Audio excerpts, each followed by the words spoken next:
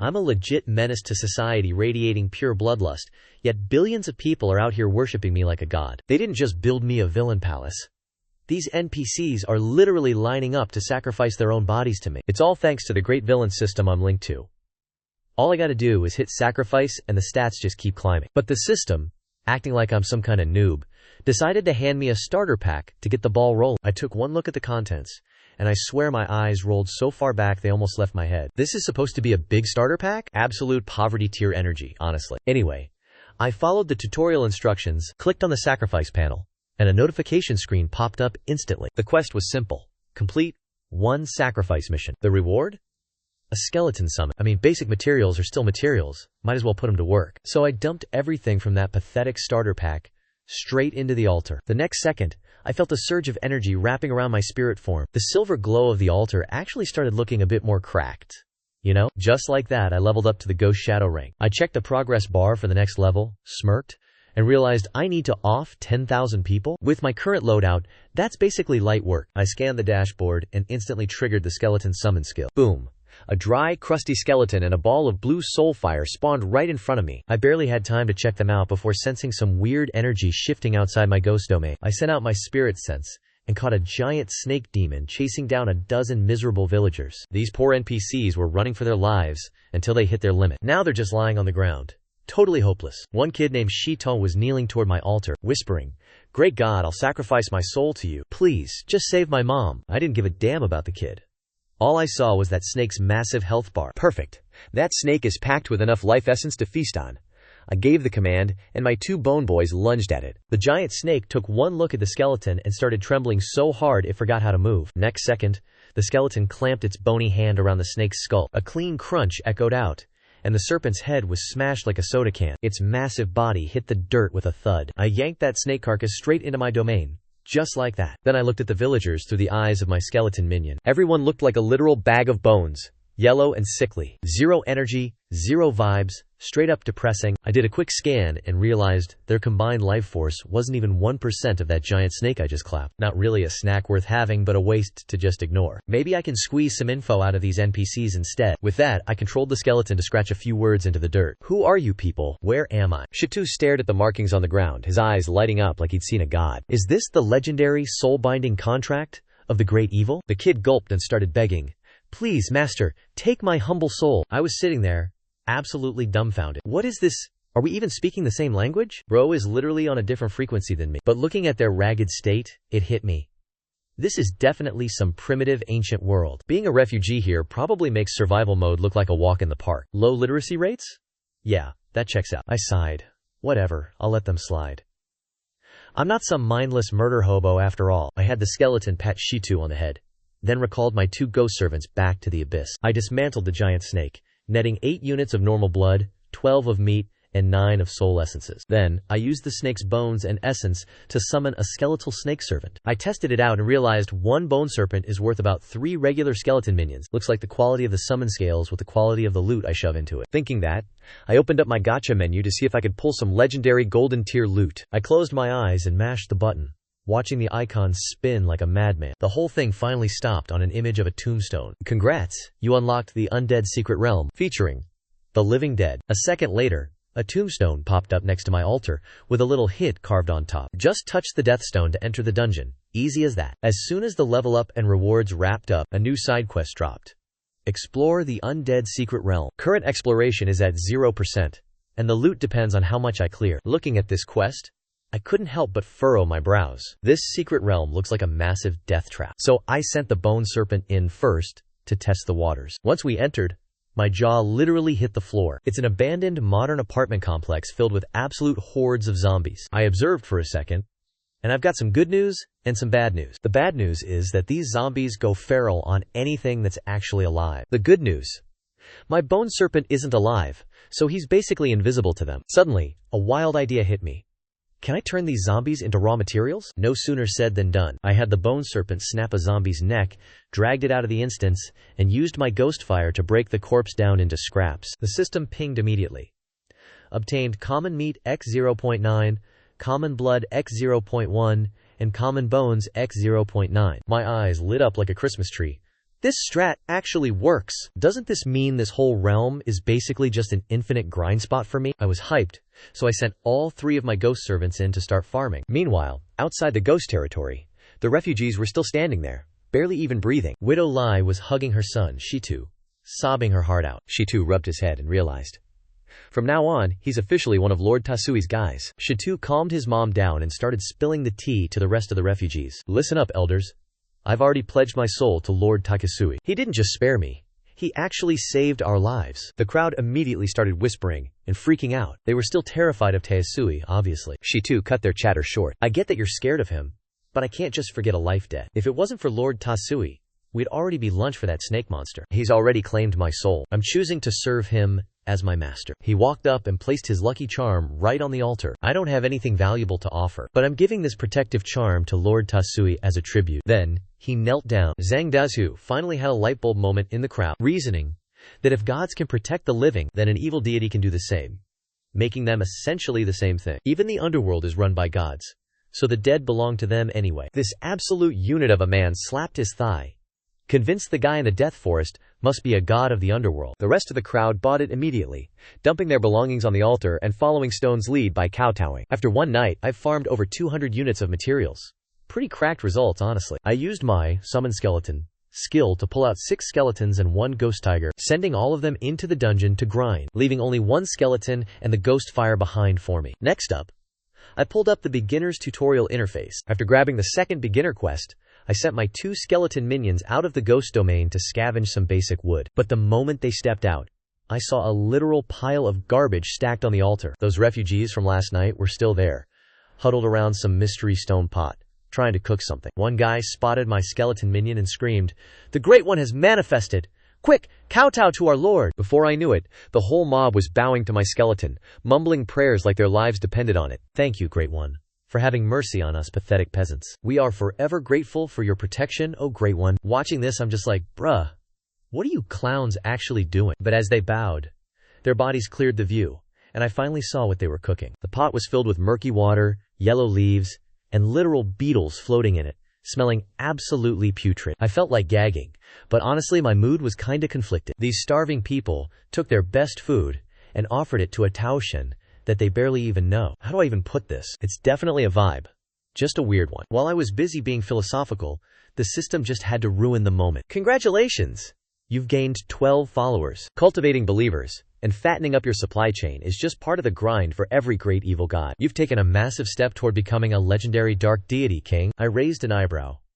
I mean, if they're following me, they're basically my workforce now, right? My skeletons and ghost snakes are already busy grinding the dungeon, and I'm hurting for someone to chop wood and mine rocks. Decision made, I started scrolling through the shop menu. Only 5 items were unlocked, so I grabbed 12 blood addiction pills and 12 flesh pills to hand out to my new employees. But when these refugees saw the foul-smelling pills, they were terrified and wouldn't even touch them. Only Xin Tao didn't hesitate for a second, tossing 2 elixirs straight into his mouth. Li Daiju saw that and immediately grabbed his 2 pills, shoving them down his throat. Damn it.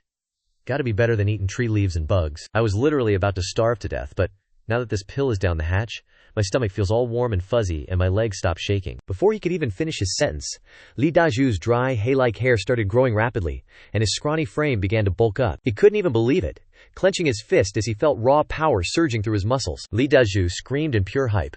Divine grace, this has to be divine grace. This is straight up fairy medicine. Once those words hit the air, the rest of the group stopped hesitating and scrambled to shove the pills into their faces. Suddenly, the area around the stone pot was a mix of coughing fits and sounds of pure amazement. The saggy, malnourished skin of the refugees started tightening up, and their sunken cheeks finally got some color back. But right then, a ghostly image of a golden blade flickered into existence right above Xingtu's head. Through the blurry, dancing blade strikes, you could actually hear the clashing of metal and ghostly screams of war. The sight in front of me had me absolutely stunned. Yo, what's up with this kid? Bro's really out here triggering heaven and earth anomalies? Don't tell me you're the actual main character of this story. After a long while, the ghost blade aura hovering above the boy finally started to fade. Xingtu unconsciously squeezed his fist, his bones popping with a satisfying crisp sound. The teen who was once scrawny as a toothpick was now sporting ripped, vein-popping muscles, looking like a total gigachad. I did a quick scan and realized the blood-flesh energy of the villagers had skyrocketed. Most of them hit a level 2. But this kid was on a whole different level. He's packing the blood-flesh energy of 6 people all by himself. I made a mental note of the kid and told the Ghostfire skeleton to hand out tools to everyone. After the gear was handed out, I had the skeleton smash a tree to show them how it's done. A second later, the massive tree came crashing down, and the Ghostfire teamed up with them to strip the lumber and separate the standard wood. That's when the villagers finally snapped back to reality. She too stepped up and asked, "Boss, you need us to chop some trees?" I immediately told the skeleton to give Shintu a massive thumbs up. This kid's got legit potential. He's sharp, and he's definitely going to be my best workhorse. The skeleton's approval was all the motivation Shintu needed to get grinding. He snatched the axe off the ground and sprinted toward another massive tree. Li Dazhu saw that and immediately hauled his axe up. "Boss, just leave it all to me." I was basically the village lumberjack back in the day. Chopping wood is literally my specialty. A dude with a face like a burnt piece of toast chimed in to agree. Everyone else followed the lead, grabbing their tools and rushing toward the trees like their lives depended on it. I'm looking at this whole scene like, damn, that's satisfying. Great energy? Seriously. Getting this many top-tier pal slaves to grind for me is a total W. Those resources I spent on the pills were basically chump change. Next, I told the skeleton to go chop 5 trees and harvest 5 boulders. Time to head back to the ghost realm and dump all the low-tier ore I've been hoarding. It's perfect. This should be just enough to unlock the water well. Easy claps for the next stage of the tutorial quest. Just as I'm heading back to the ghost realm, I hear the sound of metal slicing through the air deep in the woods, followed by a series of massive cracking sounds. I look over and see Shatian swinging his axe into a tree trunk like a maniac. A shockwave of pure blade aura just wiped out an entire patch of the forest. Shatian dropped his axe and stared at his hands, literally speechless.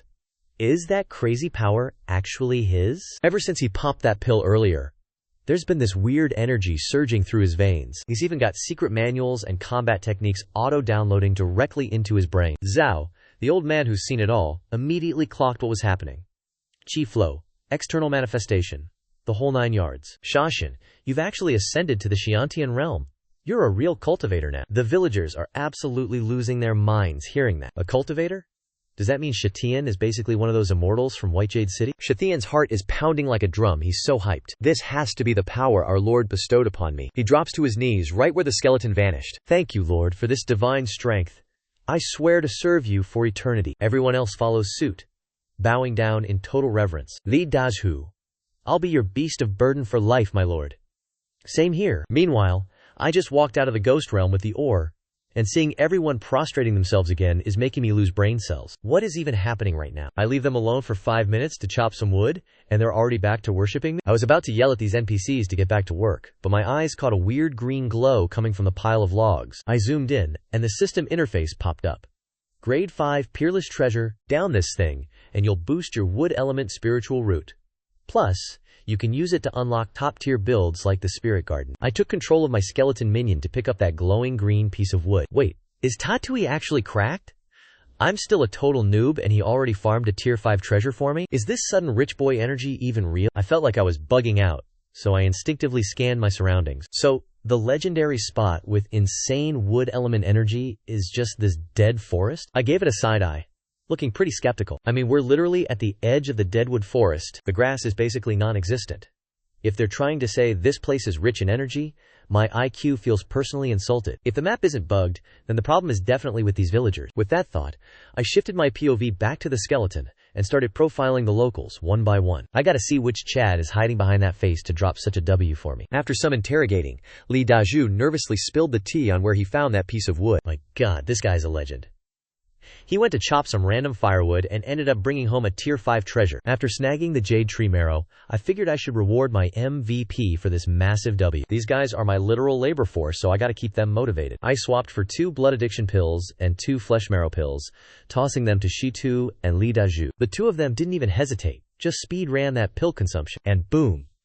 Shitu's blood flesh energy leveled up by 8 points, while Lin Dazhu gained about 2. The rest of the villagers saw that, and were straight up mogging for a taste. Their eyes lit up with that grind set energy, already plotting on how to work even harder for their boss. For the next 7 days, my reclamation grind was absolutely cracked. My storage was hitting 4-digit numbers. We were balling. In those few days, I finished building the well, knocked out the second tutorial quest, and bagged 2 pieces of sky-mending stone. I checked the item description for the sky-mending stone, and my eyes popped.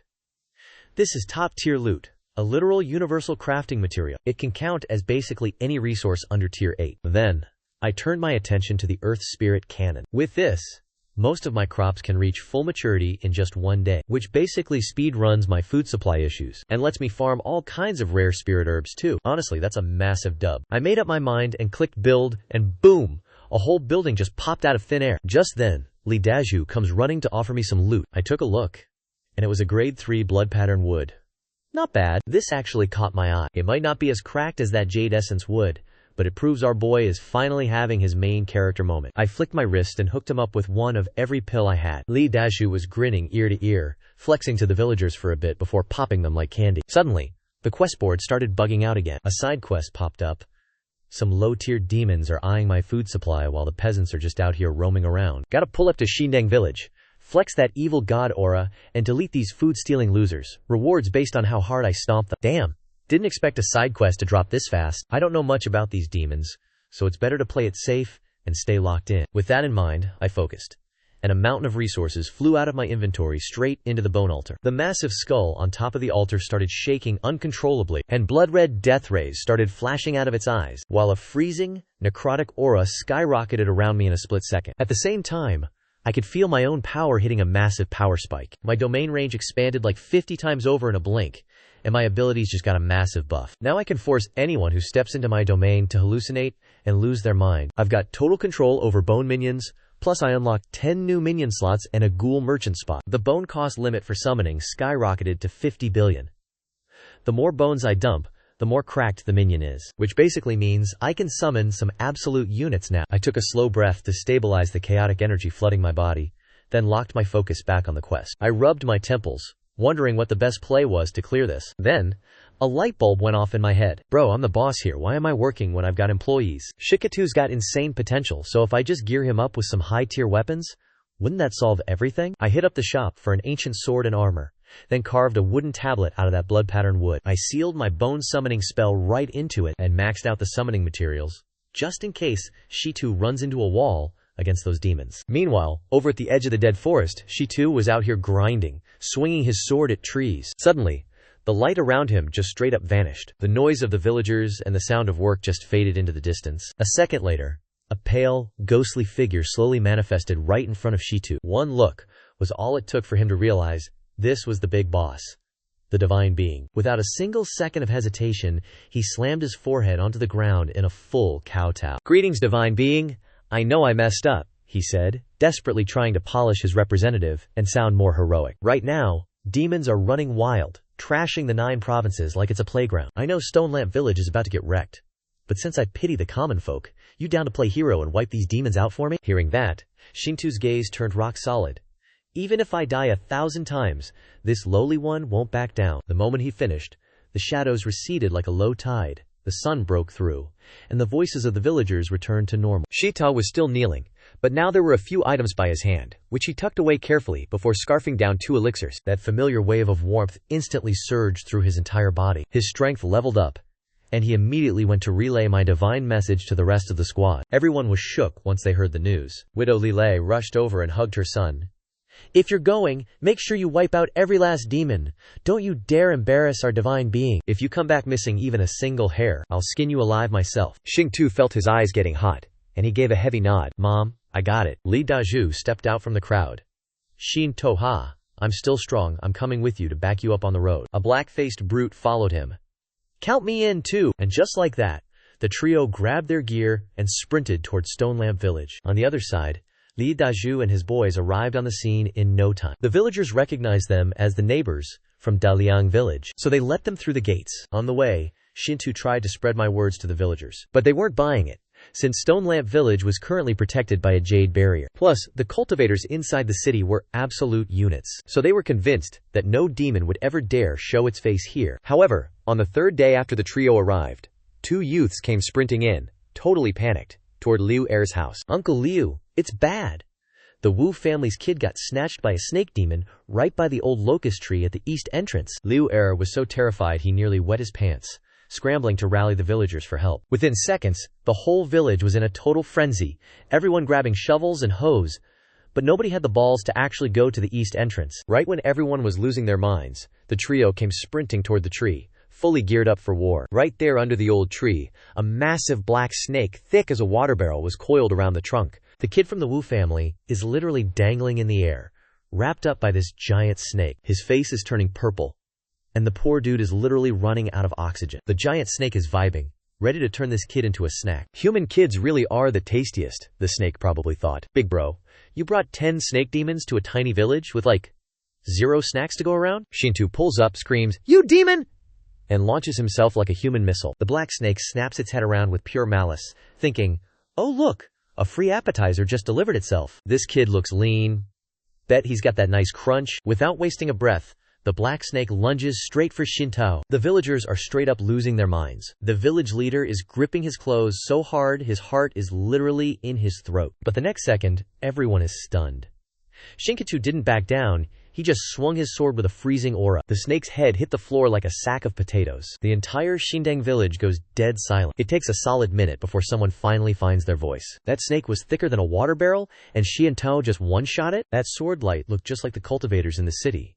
Is he actually a god descending to earth? Then, the entire village starts popping off with the hype. They went from doubting him to worshipping him like a total Chad. Under the big tree, the stench of demon blood is drifting away on the wind. Xingtu catches a whiff and senses a bunch of rustling closing in on the village. The villagers' stress levels immediately skyrocketed back to 100. Someone looks at the woods and their face goes ghost white. What the hell is that? The bushes are going crazy, and a literal army of black snakes is swarming the village. And leading the pack is a giant beast, way bigger than the last one, slithering out slowly. It's locking eyes with Xing Tao, zeroing in on the target. A bottom-tier chi condensation scrub like you dares to touch the underlings of Ni Si Shi? I've been running the show at Huguang Hill for years, and you're the first idiot to try me. Xingtu grips his sword tighter, sweat already dripping down his back. This snake's aura is leagues above the last one. He can tell this demon's energy is easily 10 times stronger than his own. The demon sniffs him and says, "That blood energy smells delicious.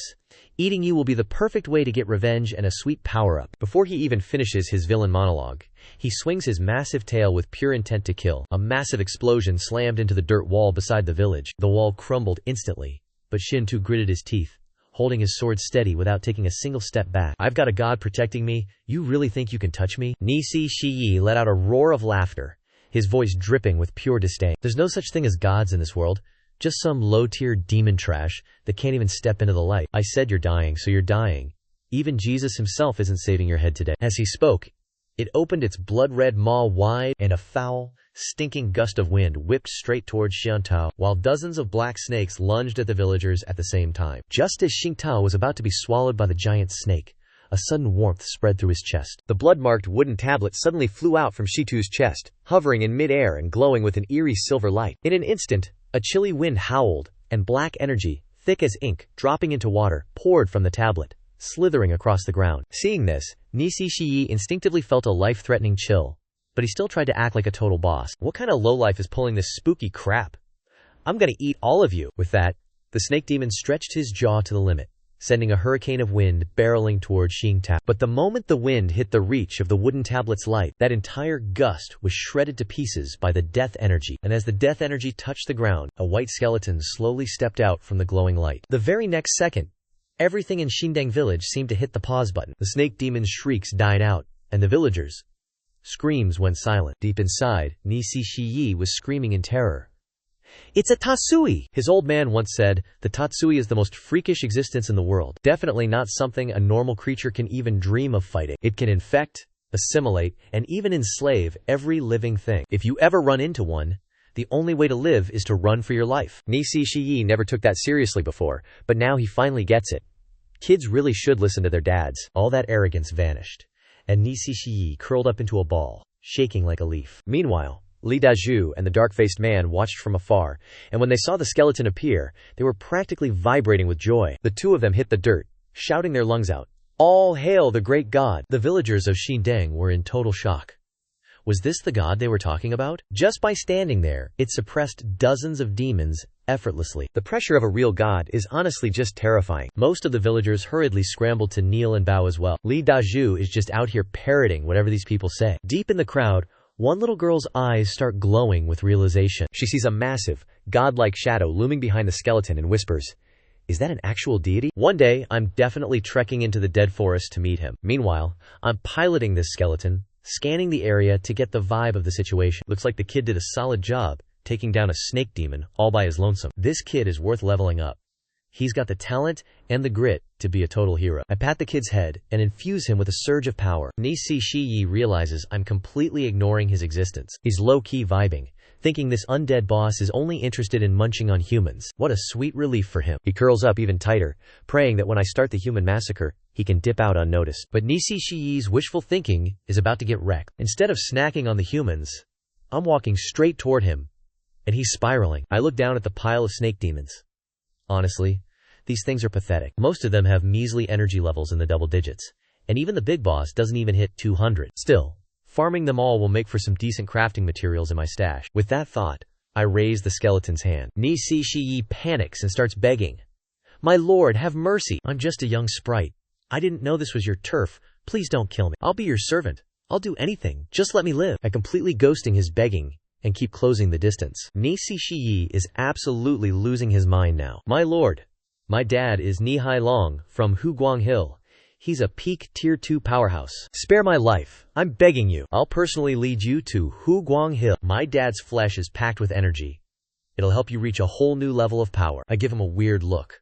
What a filial son, trying to feed his own dad to me. Without skipping a beat, the skeletal hand strikes, finger bones piercing straight through the snake's skull. The death aura floods in, and the terror in Nisi Shiyi's eyes just fades into nothingness as he kicks the bucket. I don't even stop to breathe. I flick my wrist, and the death aura in my palm surges outward. In just a few breaths, the dozens of black snakes that were surrounding the village are now just piles of rotting corpses. The villagers are staring in absolute shock, wondering if this is the true power of a god. Bro didn't even break a sweat clearing out all those demons. I scanned the mess of demon carcasses, then looked at Xiantu, who was staring back at me with pure fanboy energy. Looks like I won't have to worry about this place ever again. With all this high-tier loot scattered on the ground, this kid better bring it all back to me. I controlled the skeleton to turn around and glide toward that floating, blood-patterned wooden tablet. As soon as the skeleton got close, the tablet dissolved into black smoke and possessed it. The glow of the tablet faded away, and it flew right into Xintao's hands. The villagers started losing their minds, erupting into absolute chaos. They're actually celebrating, because a real god just showed up to fold these monsters. From now on, they don't have to fear the demon horde anymore. Xingtao clutched the wooden tablet tightly in his hands. The quest is officially wrapped.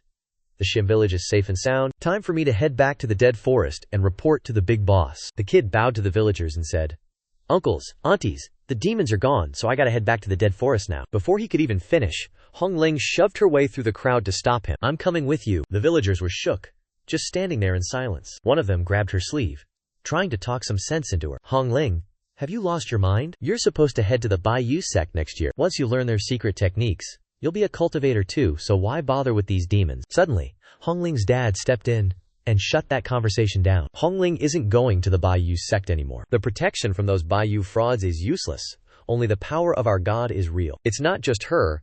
I want to go pay my respects to the god too. Right on cue, another villager stepped up. Xingtu, I'm coming with you as well. Everyone else started jumping on the bandwagon. In a split second, half the village was surrounding him. Shitu, take us with you. We want to go to the dead forest and serve our god.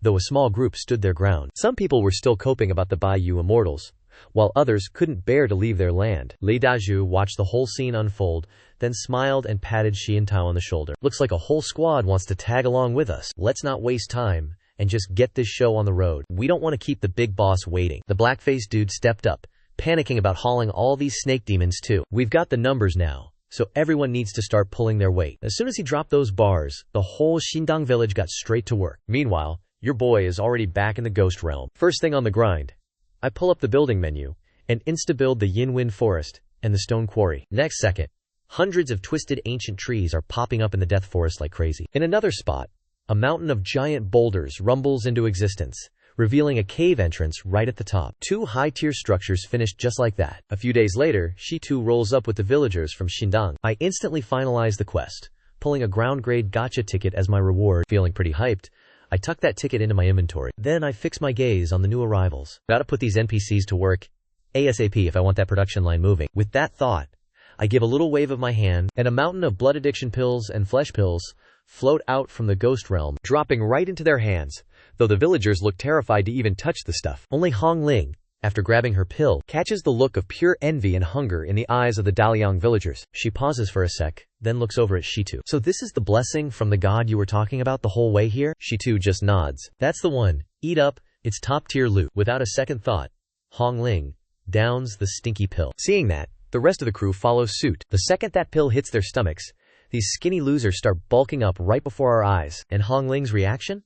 Absolute peak performance. We're talking beams of sunset light piercing through the gloomy fog of the death forest, all backed by the crisp, clear sound of birds chirping. From inside the ghost realm, I'm watching this spectacle with genuine interest. Another heavenly phenomenon?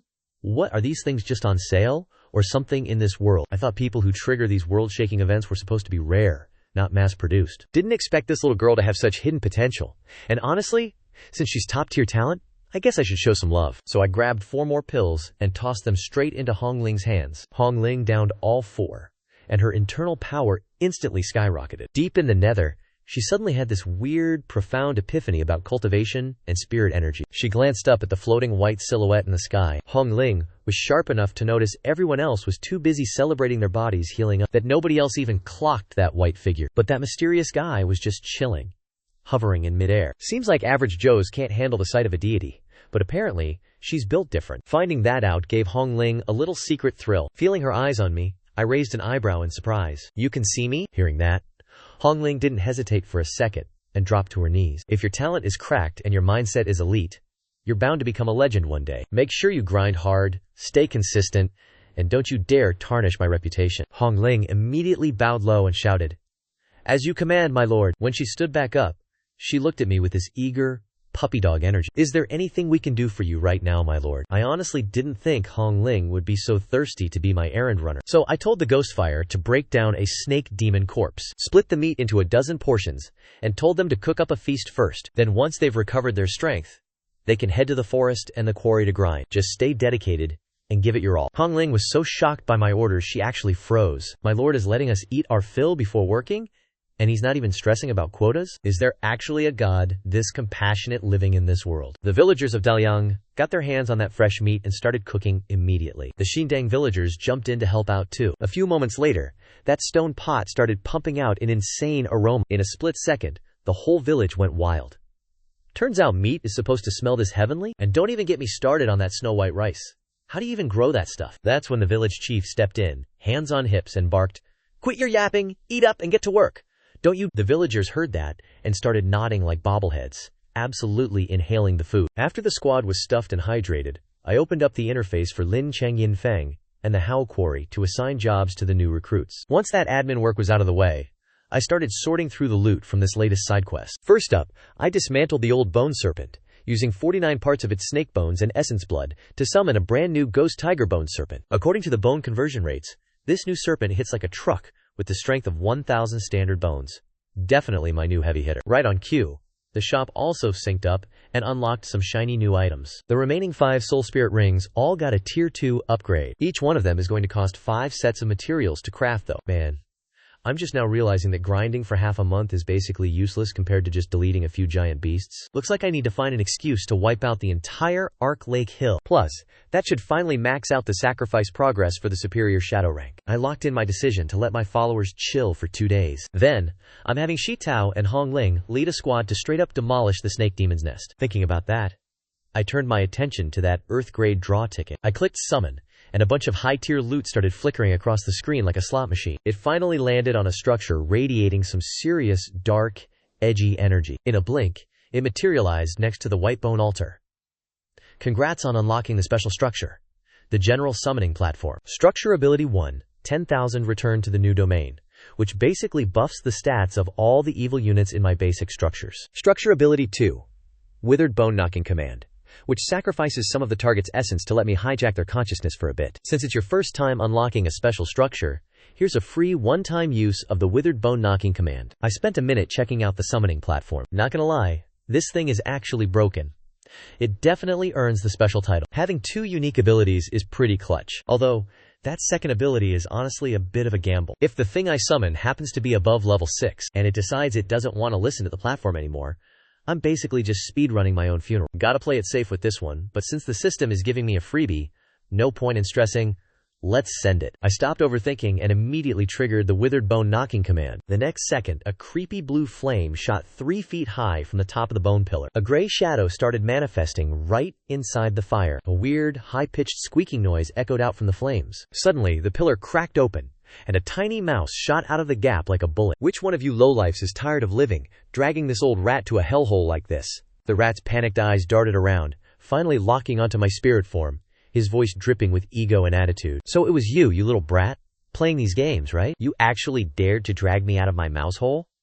You're literally asking for a death sentence. I looked at this little rodent, barely the size of a peanut, and I couldn't help but laugh. I decided to play along and hit it with that cold, icy MC voice. A spirit mouse acting this tough? You've got some nerve. Hearing that, the mouse stood up on its hind legs and let out a high-pitched screech. You're the spirit mouse. Your whole family is. How dare you compare low-tier fodder demons to me? I am the legendary Ma-Chi ZZ. I raised an eyebrow, genuinely caught off guard. What the hell is a Ma? I told him I'm the evil god, and the mouse just started dying of laughter. Evil god, huh? That's actually hilarious. Listen here, kid. I've been alive for 300 years, and this is the first time I've seen a Tatouai with a personality. But for a tiny little thing like you to call yourself a god, your ego is almost as big as your body, little man. It tried to back up, but realized it was frozen in place. The mouse sensed something was wrong and started thrashing like crazy, but it was locked down tight. Finally, I saw some genuine panic in those beady little eyes. Hey, you!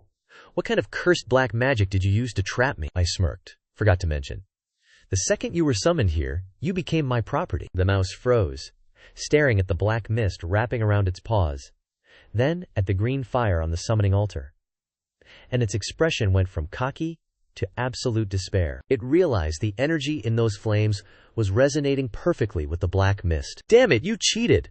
I don't recognize this garbage soul-binding contract. It tried to force its demonic energy out. Dark green energy flared up, but the black mist sucked it all away before it could even do anything. After a solid minute of struggling, the mouse finally gave up. It tucked its tail between its legs, its red eyes glowing with pure, unadulterated saltiness. A while later, as the mist faded, that sweet, sweet system notification popped up. Ding!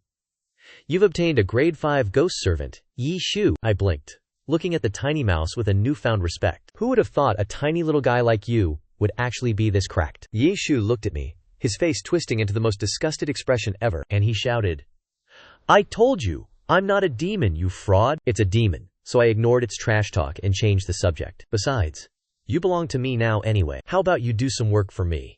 I promise you'll be living that high life later. I pulled out 2 grade 2 flesh pills just to flex. Seeing that, Nithu just flopped onto the ground, thinking, you want this old rat to work for you? In your dreams.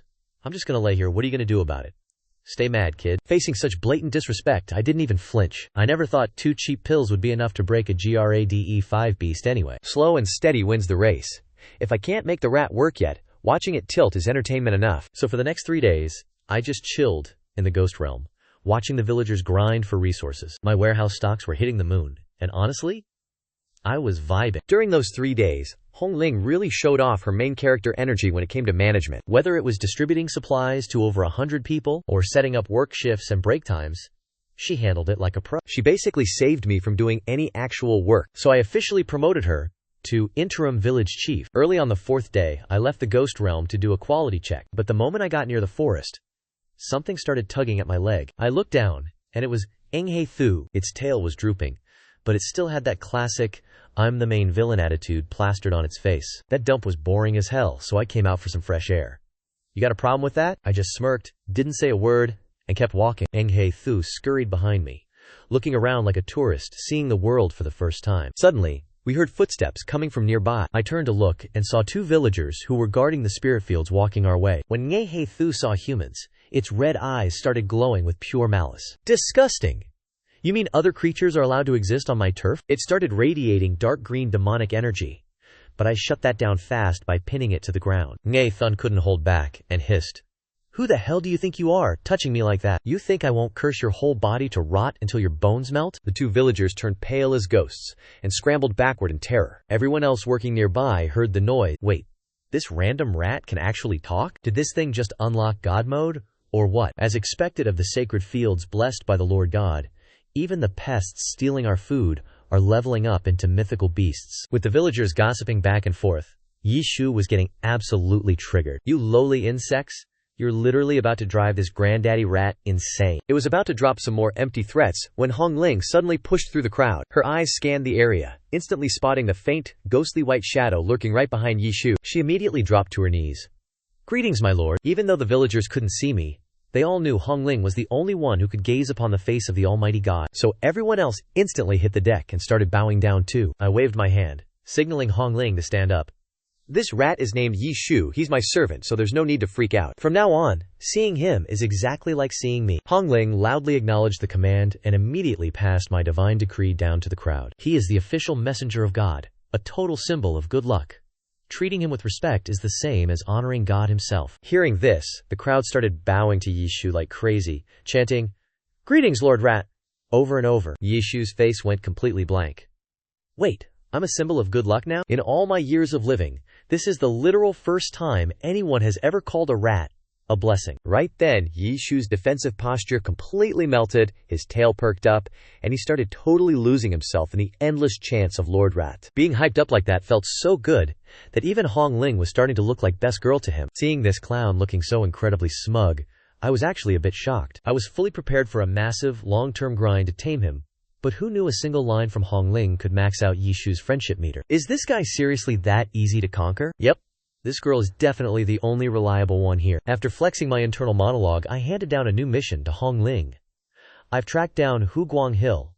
It's the secret hideout for the remnants of the Snake Demon clan. Grab your gear, take Xin Tao with you to Hu Guang Hill, and wipe those Snake Demon frauds off the map. As I spoke, a glowing stream of spiritual energy carrying heavy armor dropped right in front of Hong Ling. Inside were a total of 8 Tier 2 blood addiction pills and flesh-nourishing elixirs, plus 2 sets of Tier 2 ancient armor and ancient swords. Take these items and buff yourselves before the raid. Hong Ling caught the pills and bowed deeply to me. Hong Ling will absolutely exterminate those snake demons and fulfill your divine will, my lord. Shi Tu, standing right next to her, also reached out to take his share of the elixirs. The moment the duo absorbed the pill energy, their power stats straight up skyrocketed, breaking past the 100-point flesh energy threshold and officially entering Tier 2. With everything set up, I kicked Yi Shu's leg while the freeloading rat was just sitting there comfortably enjoying the drama. Narshu glared at me. "You dare talk down to the great rat like that? Isn't your little underling about to head out? Are you really not going to follow him? Don't even try to bait me, kid.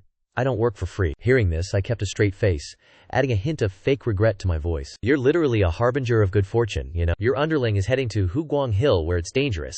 Imagine the rumors if the big bro is hiding in the back. Not a good look." As soon as those words dropped, Ngeshu's claws froze. "Fine, I'll go. But hear me out. This rat is only responsible for protecting the girl. If that brat dies on the way, don't you dare put that on me." After the big rat finished his rant, he sighed dramatically and flopped onto the ground, tail twitching like he'd given up on life. "Oh, poor me. I have to go work for that black-hearted scumbag Ta Hui." I just smiled and nodded. Inghe Shu saw how easily I agreed and felt like something was sus. "Ta Hui, you said I'm a harbinger of good luck. You aren't capping, are you? When have I ever lied to you?" Inghe Shu fell into deep thought. "Anyway, once you get back, give me the full tea. I don't really care about the details. I just want to see if you're actually telling the truth or just yapping." I didn't wait long. Hong Ling and Xin Tao packed up quickly, bowed to me, and hit the road. Inghe Shu was being lazy, lounging on Hong Ling's shoulder, clutching a piece of grilled meat the villagers gave him. The trio dipped from the forest of the dead. Per my orders, Hong Ling decided to hit the Bayou City docks first, then take the waterway to Huguang Ridge. As soon as they reached the gates of Bayou City, the sight in front of them made Xian Tao stop dead in his tracks. The clearing outside the gate was packed with refugees in nothing but rags. Most of them were literally skin and bones, with shoes that were barely holding on. Seeing this, Shitu felt his eyes well up. He knew that in these chaotic times, human life was as cheap as dirt, but seeing it was different. Instinctively, Xin Tao reached for his food pouch, wanting to share his rations with the starving kids. Hong Ling grabbed him tight. "Don't! If you give them your food now, you're just going to cause a riot. Once things get chaotic, we won't save anyone, and we'll fail the mission our Lord gave us." Xing Tu froze. "But they're literally starving to death. We can't just watch them die, can we?" Hong Ling shook her head slightly. "It's not that we're heartless. It's just that we literally can't save everyone. You've only got one bag of rations. Sure, you could feed a few kids, but can you actually keep them alive among this sea of refugees?" Hearing that, Xingtong gripped his bag tight, feeling a bitter sting of frustration in his gut. He got the logic. But man, being cold-blooded was way easier said than done. Just then, the creature on Hong Ling's shoulder shifted into a more comfy position. "You humans are such a headache." Hong Ling tilted her head in response. "You got a better idea, Master Mouse? If it's none of your business, Just mind your own. Nah. What the Great Mouse Lord means is that your gods have their own plans. They locked eyes, totally vibing with that explanation. Master Mouse is right. When it comes to saving the masses, you gotta pick your battles. The gods sent us to Huangguang Ridge to slash these snake demons so we can stop more villages from getting wiped out and keep more people from ending up as refugees. With that, Hongling and Xiatao brushed past the refugee camp and headed straight for Bayou City. They immediately rushed to the docks, hunting for a route to Huangguang Ridge. Meanwhile, at the heart of Huangguang Ridge, Ni Heilong was chilling on the island in the middle of the lake, his eyes glowing red as he glared down at his snake demon underlings. Hurry it up, why are you moving like NPCs? Get inside the formation now. The snake mother was nearby, wrangling the minions. Husband, is all this rushing really necessary? The formation still has some bugs. We've got time, no need to stress. Ni Heilong shot her a sharp look. What would you know? You know the day of reckoning is almost here. A few days ago, I went to Kudao County and sensed that the evil wisdom is already starting to wake up. I wiped out everyone in Xindeng village who knew the truth. But that old geezer in Bayou definitely caught wind of something. That old man is pure scum, so we need to prep our defenses at Huangguang Ridge now. We aren't just going to sit around and wait for death. The snake mother sighed, giving in and turning up the heat, forcing the snake demons into the underwater formation. Right then, a small snake demon came slithering up from the bank, looking completely panicked. Great king, we're doomed. Two cultivators just— As the words left his mouth, a razor-sharp wave of sword aura blasted straight from the lakeshore. In a blink, it sliced a snake demon clean in half, before the poor guy even knew what hit him. Right after, a pillar of fire erupted mid-air, engulfing another snake demon and turning it into a pile of ash in seconds. Then, a slightly squeaky, childish voice echoed through the air. Sheik Tu is here on orders to slay these pests, so hurry up and perish, you monsters! With the sound of clashing steel, a few more snake demons met their end under the blade of Xiantao. Ni Heilong stared intensely at the two intruders standing on the shore, while the snake matriarch dropped her gentle facade immediately, baring her vicious fangs as she lunged toward the shore right alongside Ni Heilong. Xing Tu swung his blade to meet them, his TIER-2 sword aura, leaving nothing but a tiny scratch on Ni Heilong's scales. Before he could land a follow-up, the snake matriarch jumped him from the side, whipping her tail into his waist like a steel cable. Xing Tu's body was sent flying, smashing into a boulder with a sickening crunch, coughing up a mouthful of blood that stained his robes crimson. Hongling saw this and instantly manifested a wall of flames, hurling a fire talisman at Ni Heilong to keep him back. Ni Heilong sneered. A brat like you thinks you can show off fire in front of me? He slammed his serpentine tail into the lake, sending dozens of water blades flying straight at Hongling. A few of the blades grazed her arm, slicing deep enough to see the bone. Seeing them struggle, Ni Heilong laughed with even more arrogance. Haha, you clowns really thought you could come to my Guangling Lake and cause a scene with these weak-ass skills? Since you delivered yourselves right to my doorstep, I'll strip you down. Cultivator meat is a top-tier snack for me. Just then, a faint, weary sigh echoed through the air, and the blood-patterned wooden slab tucked inside Xing Tu's robes suddenly shot out. Silver light exploded everywhere, as a suffocating black death aura flooded the entire area, and a skeletal figure slowly stepped out from the radiance. Ni Heilong and the snake matriarch froze dead in their tracks, their eyes wide with sheer terror. Tahui! It's actually the legendary Tahui! In that moment, my ghost domain expanded instantly, blanketing the whole lake as the world plunged into darkness. I glanced at the wounded Xin Tu and Hongling, then walked over to the rodent watching the show and grabbed it by the scruff. Still just lounging around, watching the drama, huh? Slacken. On the job like this, is this really how you protect your juniors? The rodent let out a frantic squeak, its stubby little limbs flailing wildly in the air. You've got some nerve, let me go. The brat is only slightly injured, isn't she? She's not dead yet. If she were actually dying, you think I wouldn't have stepped in? Ni Heilong stared at the rodent floating mid-air, his guts churning in fear. He hadn't even realized there was a mouse hiding right under his nose this whole time. What terrified him even more was that he couldn't sense this rat's level or aura at all. This means the rat's combat power is way past his, at least at the peak of Tier 3. Ni Heilong's heart turned vicious. Damn it, looks like he has to trigger the plan early. As long as he breaks through to Tier 3, he might actually stand a chance to escape. He glanced at the mother snake beside him, silently calling her a total piece of trash. Then Ni Heilong suddenly opened his blood-soaked maw, tearing the mother snake in half with one bite. The rest of the snake's body hit the floor, twisting in agony. Suddenly, the calm surface of the lake started rippling, and soon enough, it was straight up boiling. A wave of blood-red energy surged up from the depths, constantly pouring into Ni Heilong's body. Amidst the swirling blood mist, the energy inside Ni Heilong exploded repeatedly, and in the blink of an eye, he smashed through the 10,000-point threshold of flesh-blood energy, reaching Tier 3. Ni Heilong stared at the skeleton and the art, his mouth curling into a psychotic grin. So what if you're some evil genius? Today, all you bastards are dying by my hands. Hearing that, I just frowned. Too noisy. I grabbed the art by the scruff of its neck and chucked it straight at Ni Heilong. Go, Pikachu! The moment the art was thrown, it let out an impossibly shrill screech. But it wasn't panicked at all. It quickly adjusted its posture in mid-air, turning into a deep green streak of light, slamming straight into Ni Heilong. Right as Ni Heilong was getting high on the joy of his Tier 3 breakthrough, he felt a bone-chilling pain between his eyebrows. And just like that, a 2-finger-wide hole punched clean through the giant snake's head, as blood and brains sprayed everywhere. How is this even possible? Before he could finish the sentence, Ni Heilong's massive body crashed to the ground, dead as a doornail. After landing, the art crouched to the side, aggressively licking the blood off its fur while spitting out chunks of meat. Damn it, you're stinking up my fur, you clown. I stayed put and commanded the skeleton to move in, lifting the heavily injured Xintao and Hongling. I whipped out 2 pills and shoved one into Xintu's mouth. Once he swallowed it, the color started returning to his pale face. Hongling was still somewhat conscious, and as she took the pill, a wave of bitterness hit her, her eyes instantly turning red. I reached out and gently patted her head, my tone calm and reassuring. Don't worry, you're safe now. The feeling of that hand on her head instantly made Hongling calm down. She looked up at me as all the bitterness in her heart completely melted away. Now that Ni Heilong was dead, the few remaining snake demon fodder didn't even dare to breathe, making them easy harvest for the skeletons. Right then, I noticed a faint trace of remaining blood energy down at the bottom of the lake, raising my eyebrow as Yishu raised his nose next to me and scoffed. The 9-clan blood sacrifice array completely drains your own bloodline's energy. Only a certified clown like Ni Heilong would treat that ancient trash array like some legendary tech. Let this granddaddy rat crack it open for you. But the moment Yishu heard my response, he instantly got triggered, mad that he was being ordered around like an NPC, until I added one juicy bonus phrase. When we get back, I'm treating you to garlic braised snake meat, steamed snake with egg custard, and salt and pepper snake ribs. His eyes lit up instantly. Alright, you better not be scamming this poor rat. Before the words even finished, Yishu turned into a gray blur and dove straight into the lake. A moment later, the lake water began shaking violently, causing hundreds of snake demon corpses to float up to the surface from the bottom, including a mutated white snake with glowing, faint pink eyes. The moment she broke free, she did a quick flip on the water and transformed into a white-haired, pink-eyed waifu before kneeling right on the surface. This low-level demon, Niti Kaoxi.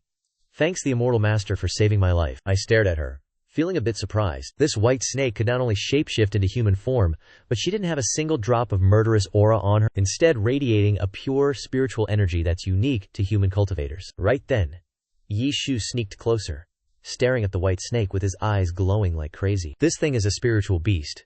She doesn't devour flesh and blood to level up, she only relies on pure spiritual energy. A Tier 2 spiritual beast can shapeshift, and her meat is a massive stat booster if we cook her. Hearing that, the white waifu started shaking even harder, out of pure terror. I locked in for a second, calculating the math in my head about capturing this shiny Pokemon to see if she can put in some work. If she does a good job, I'll keep her, and if she's a fraud, butchering her for food is still a massive win. With that in mind, my gaze swept over Ni Heilong. Ni Heilong committed countless atrocities, slaughtering villages and sacrificing his own ancestors. His sins are unforgivable. I am the White-Boned Divine Venerable, and I came here specifically to slay demons and protect humanity. But seeing that you haven't touched any evil deeds and just unlocked your sentience, I can grant you I'll let you atone for your sins. Just follow my lead. Hearing this, Ni Zhaoxi didn't waste a second and slammed her head into the ground in a deep kowtow. Ni Zhaoxi swears loyalty to you, my lord. I'll never have a second heart. Not in this lifetime. I'm yours to command, she pledged, while a few surviving little black snakes nearby wiggled their bodies in agreement. They gazed up at Ni Zhaoxi in pure admiration for bending the knee, then looked at me with those hopeful, puppy dog eyes. Great God, we haven't done any evil deeds yet. We might be from Huaguang Ridge, but our hearts have always been with the humans. I glanced at the bunch, and since they want to join the squad, I guess they're coming along. The little black snakes nodded and wagged their tails like crazy.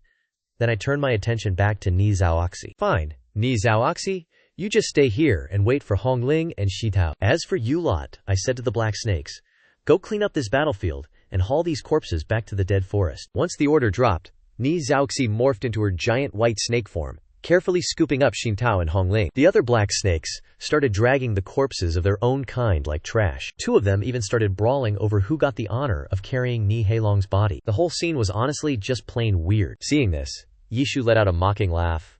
How pathetic. Why is your heart getting so soft lately? Protecting the humans is one thing, but what's the point of keeping these low-level fodders around? I shot at a glare. You don't know how to recycle trash, do you? They'll make perfect labor for mining and chopping wood. Yishu's eyes lit up, and it gave a knowing, wicked nod. Makes sense. You truly are the black-hearted one among us. I smirked and set my sights on that shimmering white jade island floating in the middle of the lake. That island stood out against the water, radiating pure, high-tier spiritual energy. I grabbed Yishu by the scruff of its neck once again. Yishu was busy licking its claws, but its instincts screamed that something bad was about to go down. A second later, my voice hit it like a demon's whisper. Yishu, go fetch that white jade island for me. Are you kidding me?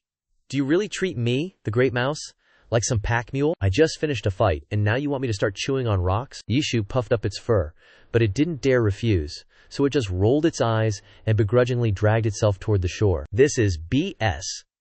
That dark-hearted mastermind is literally running a sweatshop for mice. My mouse life matters too, you know. Suddenly, Yishu opened its tiny mouth, inhaled with insane force, and literally uprooted the entire jade island from the bottom of the lake. Just then, the system notification popped up. The blood jade is a tier 4 treasure, keeps your cultivation gains stacking, and it's top tier crafting material for gear. The blood jade marrow is a tier 6 treasure born inside the jade. Eating it raw is like mainlining pure vitality. After appraising the loot, I used a domain to wrap up the shrunken island and slapped it onto Ni Zhaoxi. Meanwhile, Art is straight up graying out from exhaustion, panting on the ground and shooting me the most hateful glares imaginable. But once he saw I was exploiting everyone equally, he seemed to chill out a bit. Night falls, and Ni Zhaoxi's demon squad is on their way back. Suddenly, my brows twitch. I'm picking up a whiff of death energy. Is that you, Shi Hui? Now it's getting interesting. I flicked out my spiritual sense and spotted a shadowy figure hiding on a cargo boat at the Fengdao County docks. I smirked, told Shitu and Hongling to go down there and delete this fraud. After dropping off Hongling and Shitu, Ni Zhaoxi said her goodbyes and headed toward the forest of the dead with the cargo. I hung back, stalking the two while Art just chilled on my shoulder. Hongling and Shitu made contact with the captain, Wang Er. Turns out he already knew what was up. He leaned into it and begged them to use their magic to exorcise this demon. Deep into the night, the calm river surface suddenly got a thin layer of frost, and weird scratching sounds echoed on the deck. Hongling channeled her manual, gathering a flame that morphed into a firefox in her palm. She gently pushed the cabin door open, only to find a paper doll standing at the bow, with its facial features drawn in the shittiest, clumsiest ink job ever, and that eerie, permanent grin plastered on its face. Hongling had a fire talisman locked between her fingers, demanding to know what kind of trash was lurking. The paper doll didn't say a word, but its head spun 180 degrees to keep that creepy smile fixed on her. Hongling didn't hesitate, launching the fire talisman straight at it, but the doll didn't even try to dodge, its arm burning for a second before the death energy extinguished the flames like nothing. Shitu heard the noise, burst out of the cabin, and lunged with his sword. Hongling seized the opening to toss more fire talismans, wrapping the doll in a literal bonfire. Still, the doll just stood there like a complete NPC, waiting to get deleted. Wang Er mustered his courage and peeked out the door that Shitu had kicked open. As the flames illuminated the doll's face, he let out a soul-piercing scream. It was his brother, Wang San. Hongling's heart skipped a beat, and the paper doll whipped its head around to stare at him. Wang Er saw that, and his knees instantly turned to jelly. In a split second, two streams of death ki erupted from the paper doll, one wrapping around Wang Er, while the other lunged at Hongling. Wang Er barely touched it before his limbs went numb, turning into that pale, creepy paper-white color. Wang Er struggled and begged for help, and as Hongling's face paled, he tossed a fire talisman to try and stop it. Just as the fire talisman and the death ki were duking it out, I stood on the roof of the boat and snatched at the air. Those two streams of death, Kwai, got clutched by an invisible hand and vanished instantly, while the paper doll disintegrated into ash. However, my eyes didn't linger on the ash.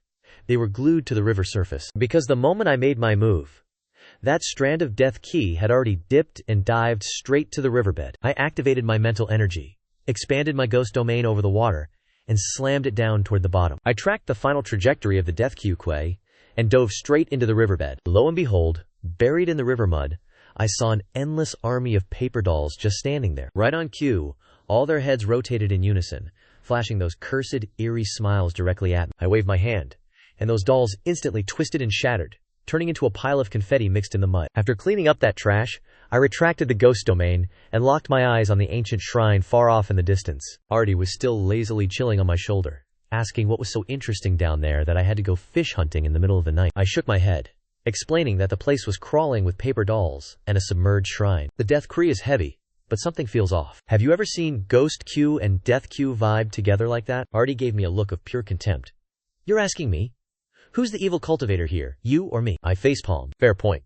Let's head back for now. Until we figure out exactly what kind of monster we're dealing with, We aren't touching it. Meanwhile, at the Bayou City Lord's mansion, Su Jihuan gripped his transmission jade, cold sweat dripping down his forehead. On the other end, the Bayou sect master, Guo Shoren, was absolutely tearing him a new one. You total waste of space. The upper immortal's big day is coming up. I told you to get the wedding paper ready, and you let it all go up in smoke. Su Jihuan, do you have a death wish or something? Su Jihuan whined in agony. Sect master, please calm down. I have no idea why the paper in the secret chamber spontaneously combusted into ash. But Guo Shoren wasn't trying to hear any excuses. He just wanted a fix. Su Jihuan suddenly had a dark thought. There are still refugees outside Bayou City. Think we can use them as human sacrifices? Zhenjiang General. Guo Shoren's, what kind of meat and blood can you even scrape off a bunch of refugees? Figure it out yourself. You've got 3 days to find that girl, and if you screw up the High Immortal's plans, don't come crawling back. Su Jihuan scrambled to respond. You already know exactly what the consequences will be. Yes, sir, I'm on it immediately. Half a day later, Guo Shoren's voice crackled through again. How's the situation with Jianxin? Su Jihuan patted his chest, claiming everything was under control. He'd been following the game plan perfectly, and Jianxin's life essence was already fluctuating wildly, practically leaking blood energy, and ready to be the perfect vessel at any second. Su Jihuan reported back eagerly. Good. Watch her like a hawk. No mistakes allowed. Once this is done, the High Immortal will rain down rewards on you. A hint of satisfaction crept into Guo Shoren's voice before he cut the link. Su Jihuan immediately barked at his right-hand man. Where is Jian Huaichang? Where the hell is he hiding? The lackeys looked at each other, terrified. My lord, nobody's seen the Sword Immortal since that day at the city gate. We thought you had other plans. Su Jihuan was so furious he could pop a vein. You bunch of useless fodder, get out there and find him. Keep it quiet, though. Don't spook the snake or ruin the setup. Meanwhile, over in the Deadwood Forest, I was hyped to get back to my territory. Ni Zhaoxi and those little black snakes had already arrived, chilling at the edge of my domain. I didn't waste any time, calling out my ghost fire to drag all the loot those snake demons brought in straight into the ghost domain for processing. I rushed straight back to the Whitebone altar, looking over the mountain of materials piled up high, my eyes gleaming with pure greed and excitement. After all this grinding and the massive haul from this run, I finally had enough materials to trigger the big sacrifice. Time to go absolute god mode on these upgrades. Without a second of hesitation, I smashed the sacrifice button, and a massive wave of silver energy instantly engulfed the altar. The light was blinding. The bone structure of the altar solidified, and the aura pulsing off it grew deep and menacing. My stat screen pinged with the update. Ghost domain reached Tier 2. The range of my domain expanded to a full 1,000 meters. My ghost servant population jumped to 100, and the ghost market population hit 10. Plus, the bone materials available for Whitebone summoning have been bumped up to level 2. Staring at the system menu, I'm doing some quick math, bro. Really needs to sacrifice 1 million common items just to level up again. That number is basically the entire headcount of a small city. I'm just clicking my tongue. Tier 2 materials aren't exactly growing on trees. You're only getting those if you take down a Tier 2 cultivator or some high-level demon beast. But honestly, I'm not even sweating it, because I see the flesh refinery and soul furnace on my build list. These bad boys can compress and upgrade a mountain of low-tier junk into high-tier loot. So the real bottleneck right now is just manpower. Building and running these factories is going to take an absolute army of workers. Looking out into the distance, I figure if this great evil god is going to save humanity, I might as well start with White Jade City. Just then, the system drops a fat reward, buffing my evil god physique and supercharging the sacrifice feature. A new sub-menu pops up under the sacrifice table called Offering. Its whole vibe is letting you sacrifice complete high-tier materials directly, which automatically converts into progress for that specific tier, and you get bonus rewards based on the grade of the loot you dump. Without missing a beat, I toss Nihelong's snake corpse onto the altar, sacrificing a standard century-old black snake demon, and instantly unlock the exclusive Blood Orb pool. I also snag the special skill, Demon Blood Surge, which sucks blood essence out of the void to pump out a Tier 3 or Tier 4 blood sample every single day. My eyes literally light up. Not bad at all. This Blood Orb pool is basically a high-tier, automated blood factory. If this thing can actually drop Tier 4 blood, that's a massive W. I yanked the Blood Orb pool out of the Ghost Realm, plop it dead center in my territory, and casually toss that giant blood jade I looted from Wangwang Ridge into it, hoping to use the pool's blood aura to incubate some jade marrow. The blood jade in the pool turns into a miniature white jade island, and then the blood in the pool starts shifting to one side, while a fresh spring of spiritual energy flows out from the other. With the blood and clear water separated, it creates this eerie, harmonious vibe that looks exactly like a yin-yang taiji fish. Once I checked that nothing was going to blow up, I casually tossed a trial stone next to it for good measure. Just in time, Hong Ling and Xian Tao roll back in, making my base feel like a total hotspot. The villagers see the giant blood pool and the new stone pop up out of thin air, treat it like a divine miracle, and start kowtowing to the altar in unison, chanting about how absolute and gigachad the local god is. Next, I told Hong Ling to organize the villagers so they could take turns testing their spirit roots. I stood back, watching the feedback from the spirit testing stone pop up on my personal dashboard. Most of the villagers had trash tier spirit roots, making cultivation a nightmare. But at least they're decent for grunt work. But the surprising part is that a small group of them actually broke through to the first awareness realm, officially becoming cultivators. Looks like the aura from the general summoning platform is actually doing work. When it was Li Daju's turn, he rubbed his rough, calloused hands together and pressed them against the spirit testing stone, looking absolutely nervous. The stone emitted a faint, dull glow, and some weird, twisted patterns started randomly flickering across the surface. My notification panel immediately pulled up Li Daju's stats. Mortal Tier Wood Spirit Root, Special Physique. Woodcutter, which buffs wood chopping efficiency by 20%. Passive Inherited Skill. Wu Gang Reincarnated. Whenever he chops wood, he has a 0.1% chance to drop random loot. This man is straight up hacking.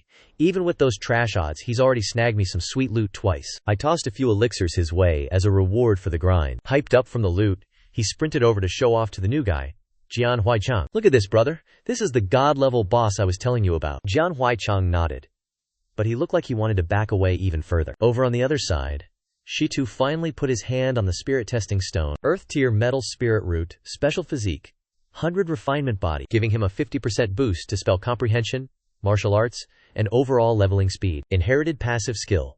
Heavenly Steel Blade Technique, which massively buffs his physical foundation, giving him stats way beyond his level and the ability to turn his own blood essence into literal sword energy, boosting his martial arts damage by a whopping 300%. Finally, there's Hong Ling, with an Earth Tier Fire Spirit Root and a special physique called the Exquisite Heart. It buffs her sensory perception by 200% and doubles her spell damage output. Plus her inherited passive, the Phoenix Fire Talisman, boosts her charisma and talent by 100%. After wrapping that up, I called Nizaoxi over. Earth Tier Water Spirit Root, Special Physique. Pure water body, capable of purifying local water sources and infusing them with light spiritual energy. Drinking that long term is basically a cheat code for strengthening the body, plus her inherited passive. It low-key brings peace and good vibes to wherever it calls home. Spirit beasts basically just vibe and absorb the world's energy to level up. Once I reached that final line, my eyes lit up. No way Nizaoxi is a natural-born water elementalist. Right after that, I checked on the white snake chilling and swimming beside me. From now on, you're the Dragon King of this well. Guard the water supply and keep this land thriving. Nizaoxi looked up with those pink eyes of hers. She accepted the mission, then slithered her long, graceful body over to the well, carefully coiling around the rim, pressing herself against the cool stone. I watched this snake seriously protecting a random water well and just smiled. She's actually such a good girl. Meanwhile, back at the Bayou City Lord's manor, Su Juan was looking stressed while listening to his subordinate's report. My lord, we tracked Jian Huaxiang's last location to the Forest of the Dead. Word on the street is 2 suspicious cultivators showed up at Huaguang Ridge, clapped a snake demon, and snatched the loot. According to Wang and the rest, those 2 definitely came from the Forest of the Dead. Hearing that, Su Juan slammed the table and immediately deployed his elite squad to sneak into the forest. Priority 1 is finding Jian Huaxiang. Bring him back at all costs, and if anyone gets in your way, take them out. At the same time, Su Juan's right-hand man, Wang Wei, personally took the mission. He handpicked a dozen tier elites, and the whole squad marched toward the Forest of the Dead, with murder in their eyes. The second they stepped into the forest, a creepy, ominous chill smacked them in the face. Wang Wei shivered, his hand instantly glued to his sword hilt. This place is definitely hiding some high-level evil spirits. As he led his squad deeper, they started hearing the sounds of villagers hanging out and laughing. Wang Wei's eyes flashed with disgust. They've definitely been brainwashed by some evil entity and turned into mindless puppets. Just then, he spotted Jian Huaxiang hiding in the shadows. Mission accomplished. Wang Wei felt a massive weight lift off his shoulders. He gave a subtle signal to his lackey, Tang Dao. Tang Dao caught the vibe and strutted straight up to Jian Huaxiang. Senior brother Ji Xian, the Ascension Festival is coming up and the sect is swamped. You should probably head back to Bayou City with us. Jian Huaxiang felt like he'd been a burden for long enough, so he just nodded silently. But right as he was about to leave, Granny Li grabbed his sleeve. Kid, your wounds aren't even closed yet, and you're looking pale as a ghost. How are you going anywhere right now? Stay for 2 more days, get your health back, then we'll talk. She turned around to glare at Wang Wei and his squad. Are you guys blind or something? If you want to take him, At least look at his injuries and see if he's actually healed up yet. Wang Wei stepped forward, his spirit energy exploding outward and forcing the Lian widow to stumble back in terror. Insolent pests. Are you all brainwashed by the evil cultivators? You actually dare to stand in the way of an official? Down on your knees now. With a flick of his finger, a concentrated beam of white sword energy tore through the air, aimed like a lightning bolt straight at the widow's kneecap. Jian Huaixiang's pupils constricted in panic. Acting purely on instinct, he swung his giant blade to shield the Lian widow. The sword aura slammed directly into the flat of his massive sword. Seeing this scrub try to play the hero, Wang Wei barked, "You absolute trash, you think you can lay a hand on an official? You've clearly lost your mind. The Bai Yu sword sect was founded to slay demons and uphold justice. You, a disciple of the sect, instead of hunting down evil, are protecting these mindless puppets? Defending these walking corpses is a betrayal of everything your sect stands for. Going against your own principles like this?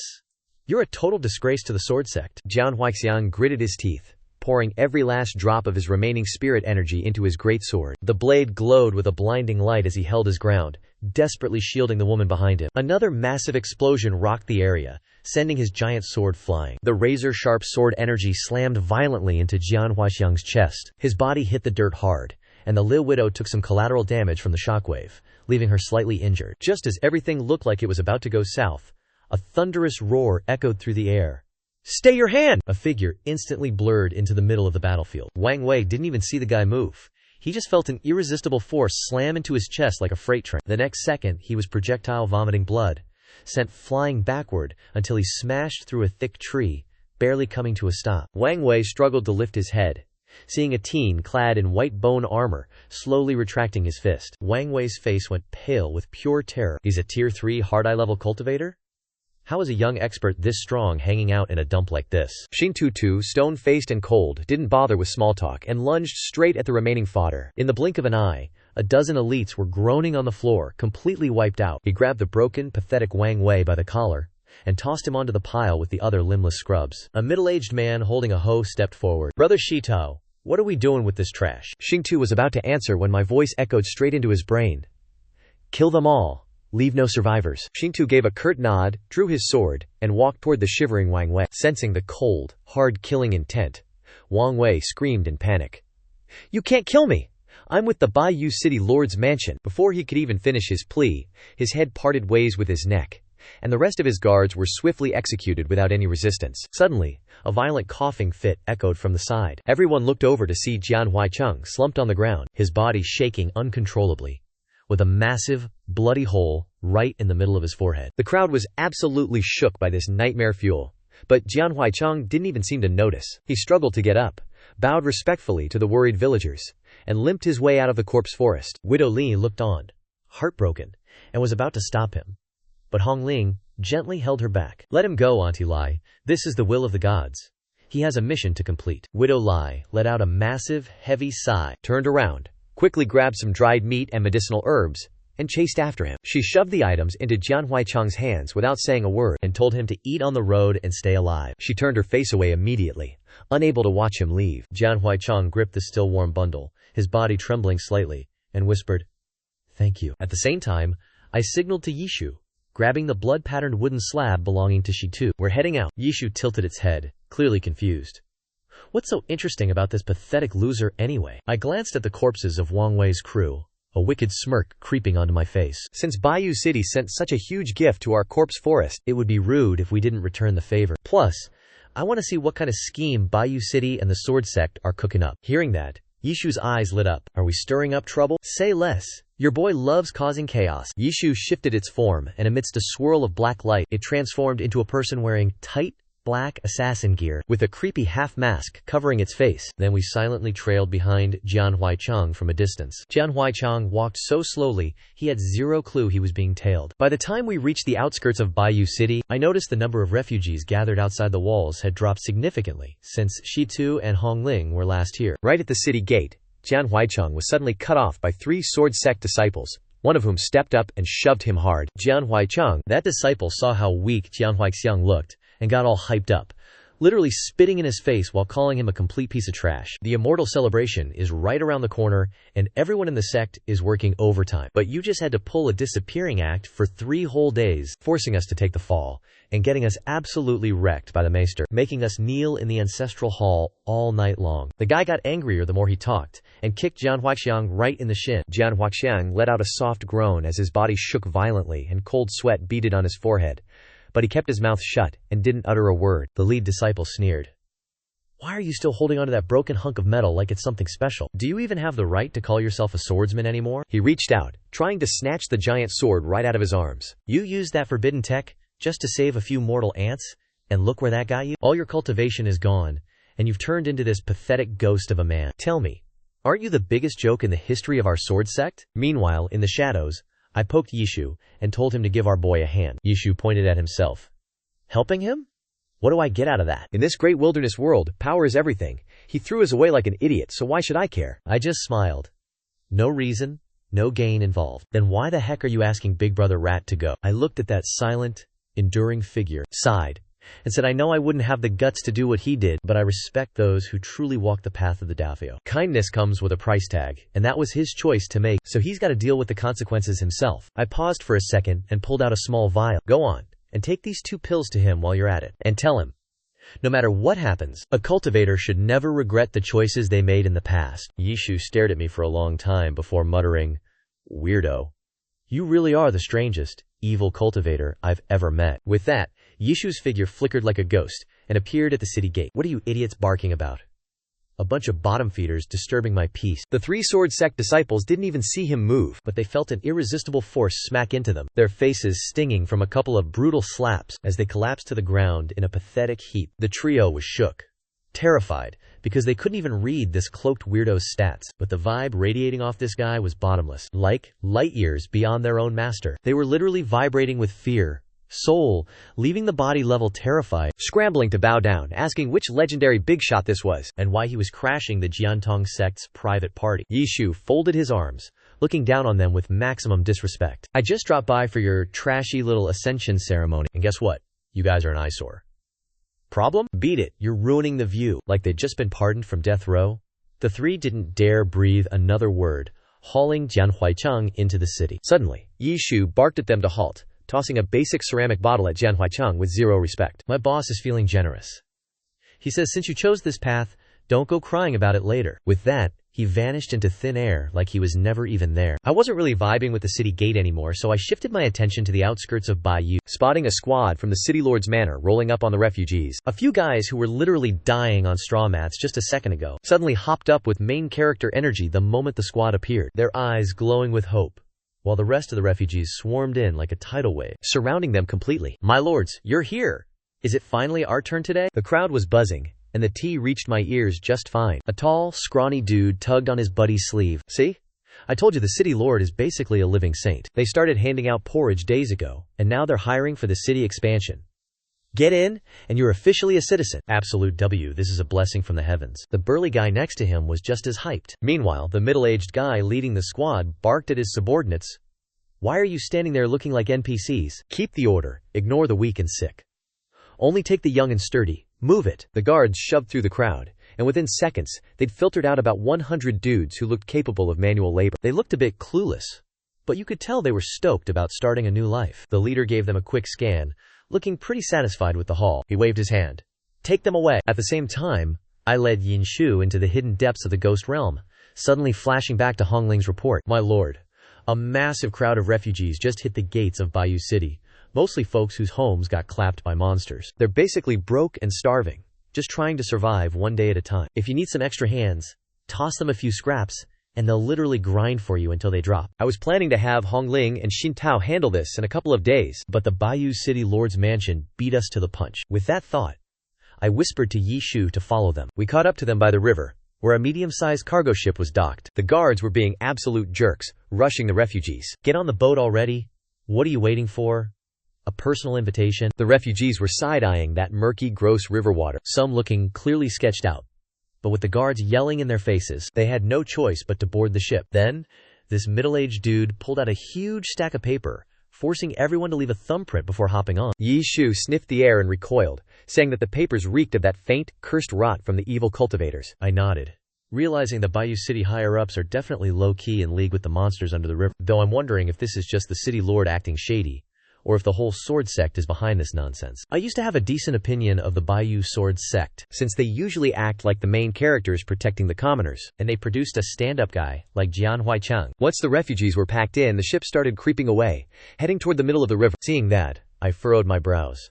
There's definitely something fishy going on here. Master, let's go pay a visit to the freaks hanging out under the river. Can't you guys just handle your own evil cultivator drama for once? Don't drag me into this. Plus, I literally just leveled up and I'm straight up cracked right now. He's not even on my level. The ship drifted further out, carried downstream by the murky, disgusting current. The middle-aged guy and his goons were still on the bank, low-key celebrating their little scheme like they'd already won. Yishu stayed in the shadows, sending a silent, invisible wave of plague energy straight into their lungs. The middle-aged guy suddenly felt a tickle in his throat and couldn't stop hacking. Then, he looked down in absolute horror as his hands started breaking out in massive, nasty-looking boils, with his skin rotting and turning black before he could even scream. Before he could even call for help, he and his little posse collapsed and flatlined on the spot. That's when Yi Shu silently dusted his hands off.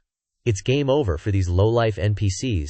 They weren't even worth a proper warm-up. I didn't even bother turning my head, just kept my eyes glued to the boat and gave him a lazy thumbs up. Good boy, Ratty. As the boat pushed deeper, the mist on the river got thick enough to choke on. The air started reeking of rot, and this unsettling chill just crawled right under your skin. Seeing this, I knew for a fact it was that same cursed spirit energy and death aura we saw last time. The refugees on the boat felt the shift too, and things started getting real noisy and panic. What's going on? Why is this fog so thick? Something feels dead wrong. The guards were clearly starting to lose their cool too. Keep your traps shut. Everyone, silence now. They kicked the cabin doors open, using their scabbards and whips to shove the refugees onto the deck. The refugees were huddled together, shaking like leaves. Then, the guards pulled out ropes. They started tying everyone up, and one guy just straight up screamed in terror. My lord, what are you doing? Aren't you taking us to the new city? The lead guard let out a cold laugh and kicked the cabin hatch wide open, revealing a literal mountain of heavy stones inside. The refugees looked like they'd been struck by lightning as the guards hauled the rocks out,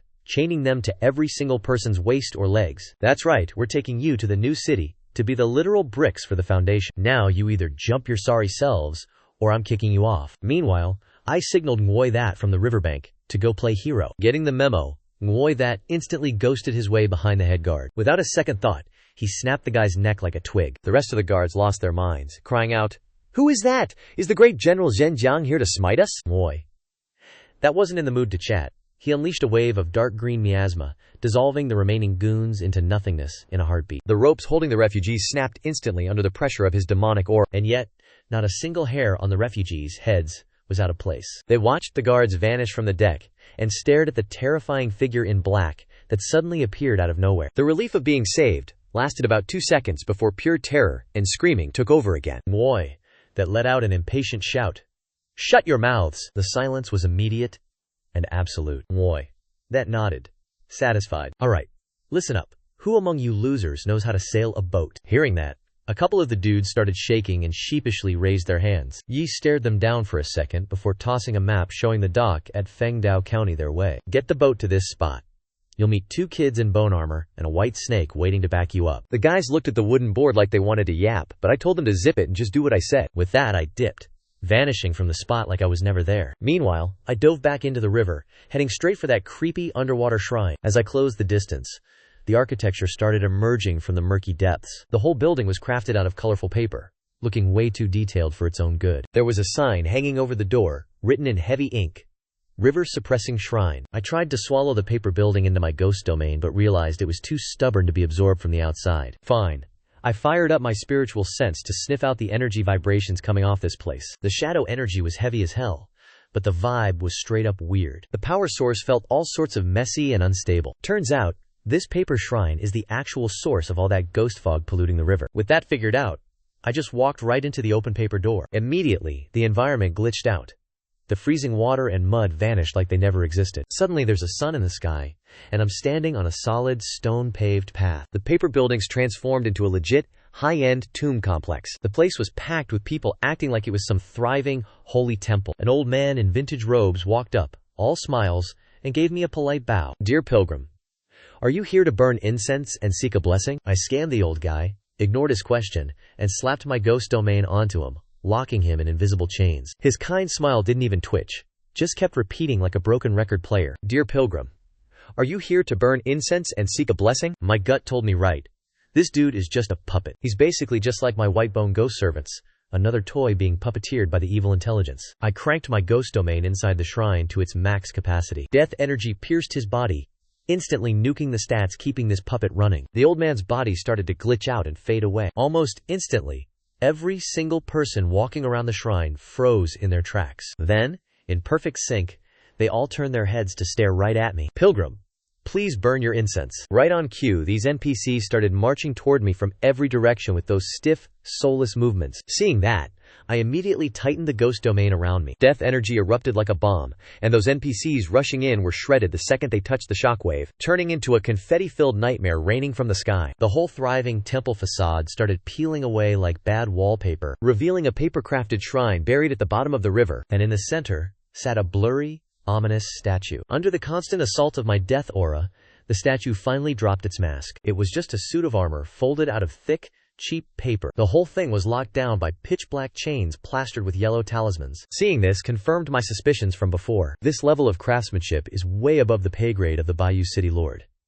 This has the fingerprints of the Bayou Sword Sect all over it. Using mortal blood and souls to farm some evil abomination, then sealing it up with trashy charms and chains. What exactly is this sword sect trying to pull with this evil entity? I summoned the bone ghost servant, manipulated the skeleton, and had it grab the chains. The spirit light on the talismans and the chains clashed hard with my ghost energy, making a nasty sizzling sound. The skeleton gave a massive tug, a satisfying snap echoed out, the chains shattered, and those talismans went dark instantly. The armor started shaking like a temper tantrum, leaking out even more berserk energy like it wanted to fight back. But I just hit it with a massive wave of death energy, crushing the entire paper shrine and the armor inside into submission. Within seconds, the anomaly faded, the aura calmed down, and all that was left was a single white paper cutout. I snatched up the cutout and shoved it into my inventory. Meanwhile, over at the Bayou City Lord's manor, Su Juan was pacing his study like a caged animal. Days have passed, and Wang Wei's elite squad sent to the dead forest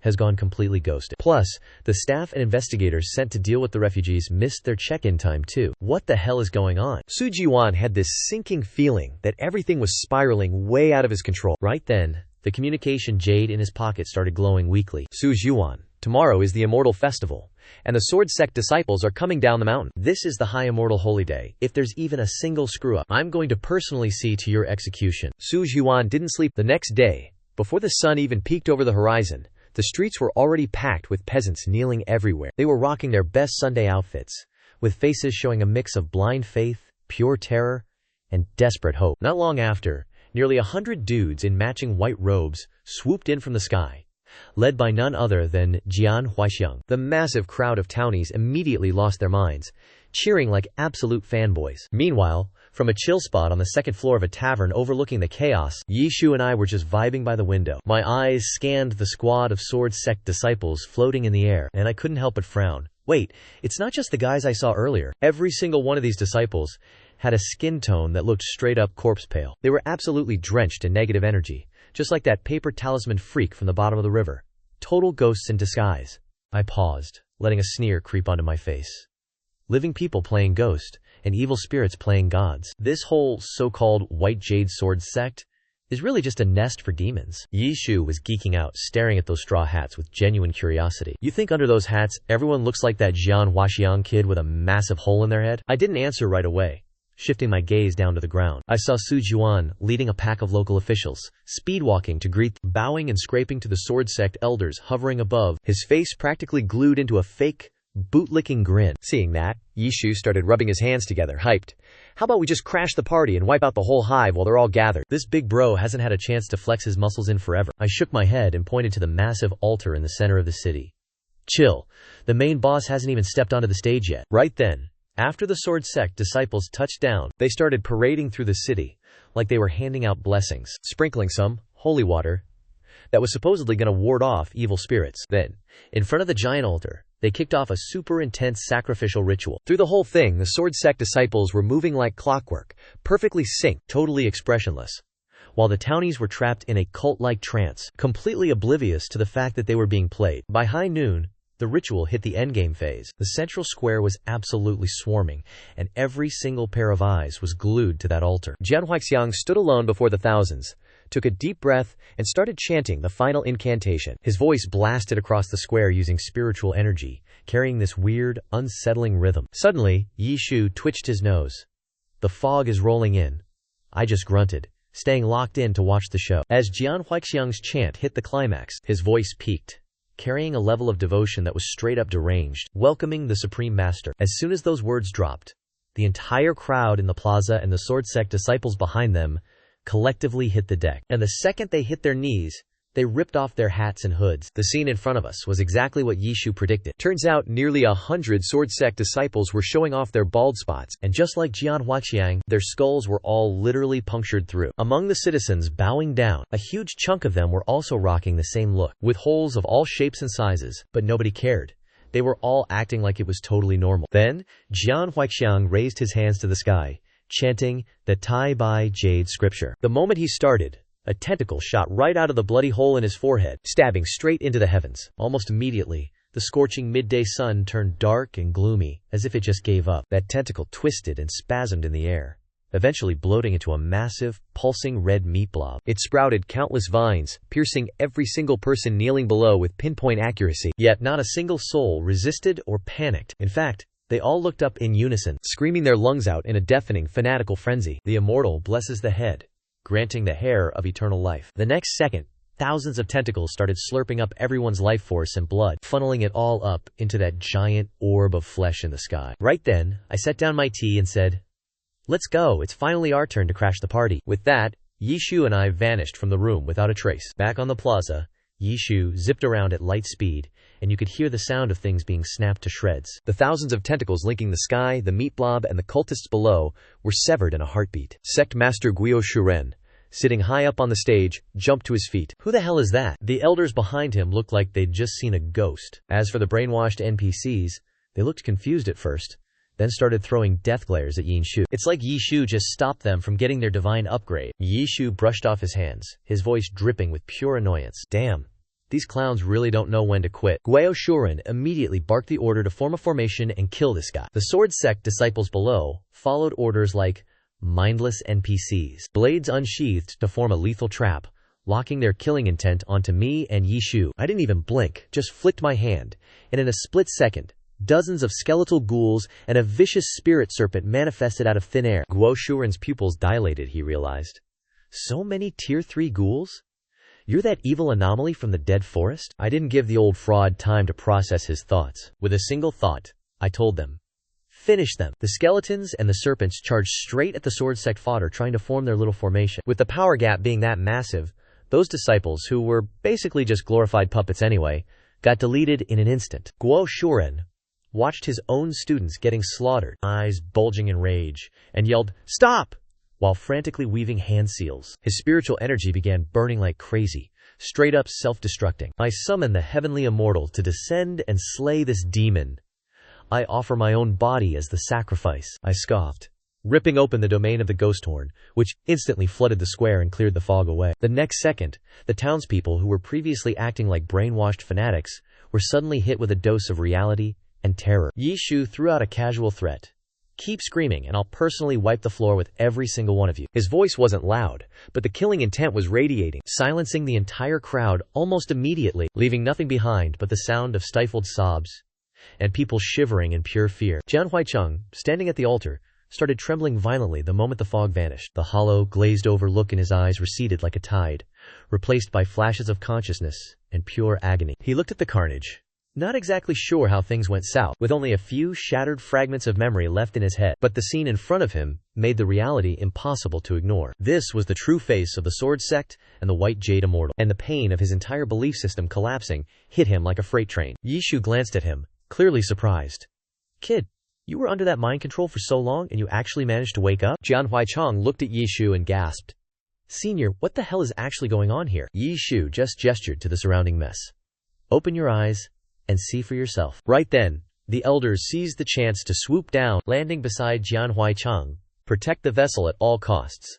Don't let a single scratch touch it. We summoned the High Immortal to descend immediately. Once that ball of meat in the sky finished absorbing everything, the spirit energy of Guo Shuren It dropped another tentacle down, and with a violent contraction, it shoved itself straight into Jian Huaicheng's body. Jian Huaicheng let out a blood-curdling roar of pure agony, his body convulsing like crazy, but a moment later, all the twitching stopped, and Jian Huaicheng slowly opened his eyes. Those eyes, once filled with grit and confusion, were now cold and completely dead inside. His gaze locked onto me, the Tazui from the dead forest. "I've heard of your reputation. Just call me Bai Yu." I stood there with my hands clasped, acting as the Bai Gu Shenzun. A weird, creepy smile crept across Bai Yu's face. "Grade-level ghost, you're something else. Your Tier 3 Tazui strength can actually scrap with Tier 4 monsters. And that death aura of yours is a massive pain in the neck. Even a Tier 5 entity might struggle to take you down." "I admit I can't beat you right now," I smirked. "Guess you're a smart one. Thinking of surrendering?" Bai Yu's smile didn't flicker as he backhanded the elders guarding him right on the dome of their heads. Those elders folded instantly. "But you aren't that original Tazui anymore, are you? Don't even try to deny it. Tazui are strong, but they're mindless drones acting on basic coding. You, however, have clear intent, a goal, and actual feelings. No need to be so triggered by me. We're cut from the same cloth, aren't we?" Yishu spat on the ground in disgust. "Who's the same as a freak like you who's neither human nor ghost?" Bai Yu didn't even get mad, he just raised his hand, and countless tiny tentacles sprouted from his skin, snatching up all the dead sword sect disciples on the plaza and absorbing them into his body. Once he finished that snack, his aura instantly spiked to a new level. "Look, we aren't enemies. We could actually be teammates. You've already made your play, and I'm just about to finish mine." Right then, I could feel it. Bai Yu wasn't just leaking one aura, he was reeking of grudge and pure slaughter. He'd trapped all those souls inside his own body, turning himself into a literal ghost machine. Bai Yu saw I wasn't buying any of it, but he didn't give up. "You know the Golden Buddha is about to spawn, and once that happens, the righteous immortals aren't going to let freaks like us walk free. But if you and I team up, the entire Tiandao district is basically ours for the taking." "Oh, look at you, not bad at all. I guess you really do know your stuff." Bai Yu's smile only got creepier, clearly thinking his twisted path to power was the only one that mattered. "You've successfully possessed a tainted body to build your foundation, and I've finally figured out how to hijack the gods and harvest their faith. We're basically made for each other, bro." With that, he whipped his hand out, scattering glowing talismans that leaked pure, bone-chilling ghost energy. "Just watch and learn.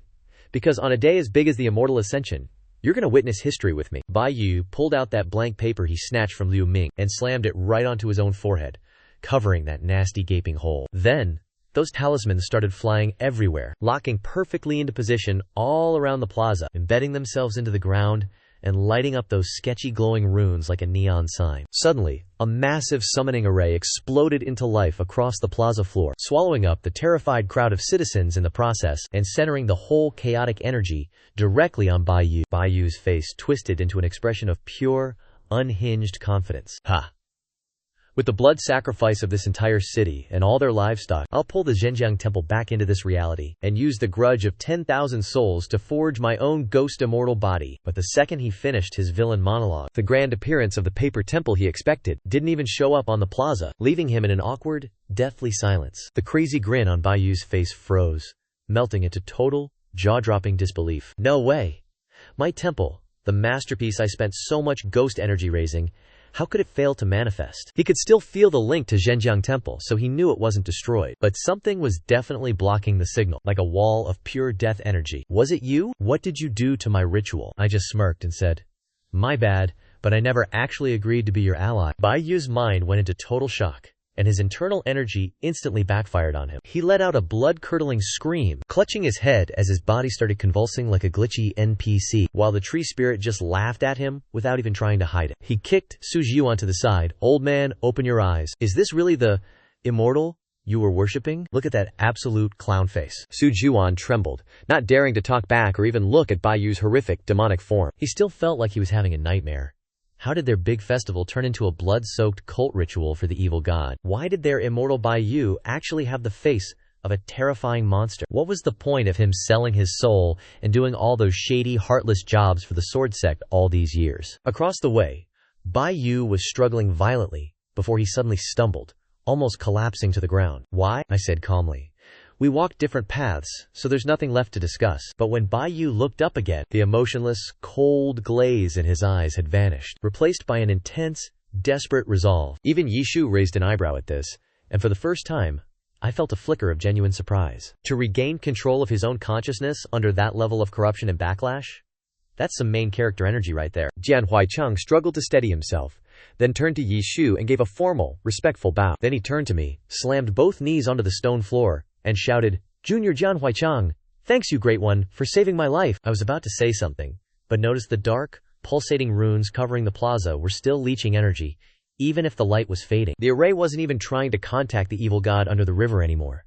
It was now greedily sucking the life force and blood out of every citizen in the city. Countless thin, razor-sharp threads snaked out from the formation, wrapping around the townsfolk. Their faces turned deathly pale in real time, their eyes losing focus as they screamed in agony, completely unable to break free. I frowned slightly, and slashed my hand, cutting through a chunk of the threads, and everywhere my deathly aura touched, the threads snapped instantly. But the moment one batch broke, even more gushed out from the formation's runes. I could feel it. This array's power came from the same source as Zhen Jiangzi.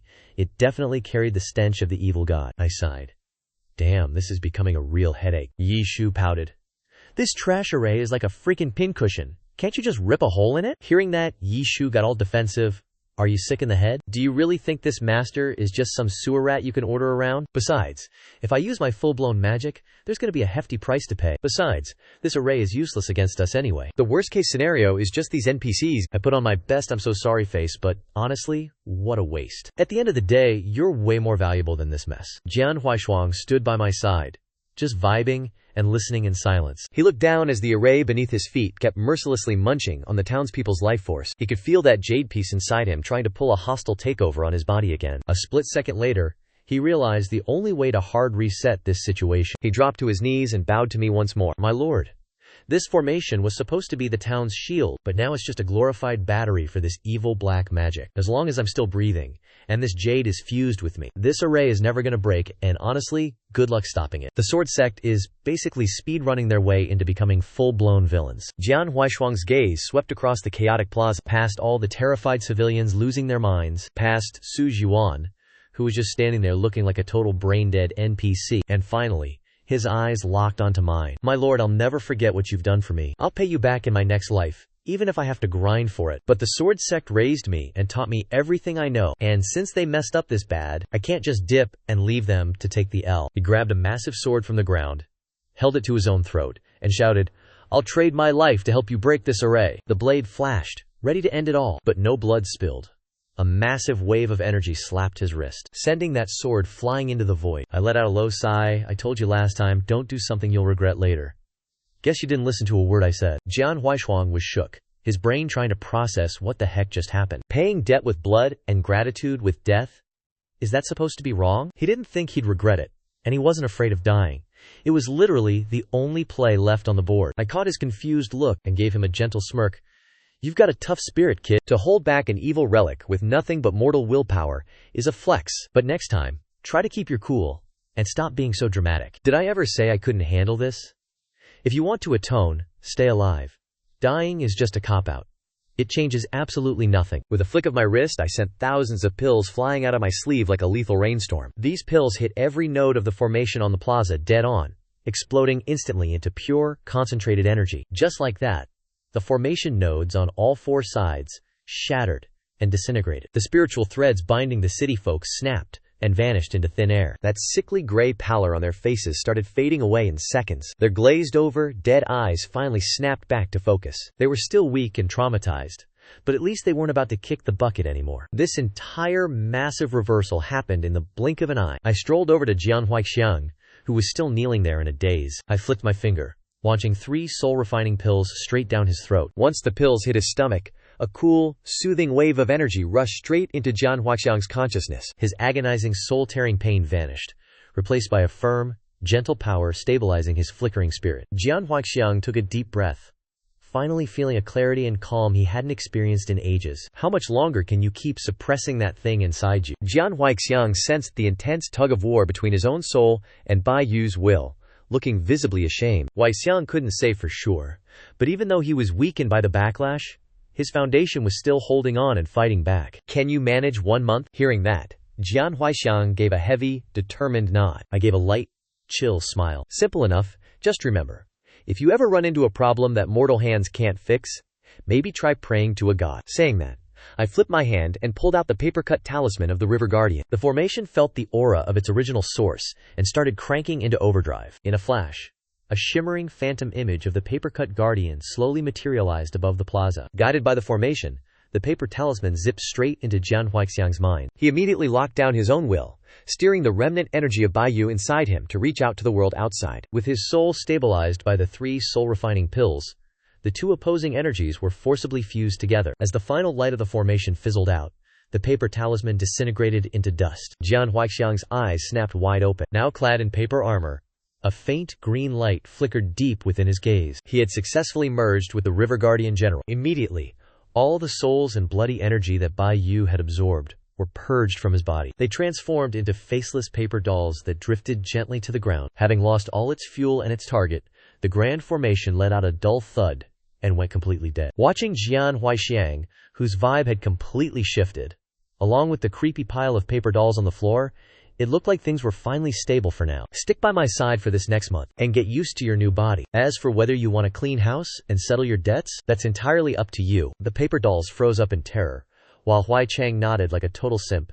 And then, I led Yishu away. Not long after, a commotion broke out at the city gate. As Shi Tao and Hong Ling finally rolled up, with the literal human taxi Ni Zhaoji bringing up the rear, Wang recognized the duo immediately, and he was so moved he almost started crying, rushing forward to kneel and kowtow. "Oh, great immortals, it's really you. Thank you for saving our lives." Thanks to Hong Ling's epic hype speech, the entire population of Baiyu City agreed to follow the god to a new sanctuary. The evacuation was smooth as butter, with the massive GUX and Ni Zhaoji ferrying everyone to the Deadwood Forest in waves. Hong Ling's efficiency is honestly goated. Once the civilians were sorted, he took Xin Tao and speed ran the process of taking down the corrupt city officials, dragging those clowns before me to get dealt with. I scanned these NPCs and could immediately smell the stench of their bad karma and bloodthirst. So, I summoned some ghost fire and immediately scrapped the most heinous ones, turning them into raw materials for my inventory. As for the rest of these losers, I decided to give them a taste of true fear. You guys might not deserve the death penalty, but I can't forgive you on behalf of all the souls you've ruined. So I sentenced them to forced labor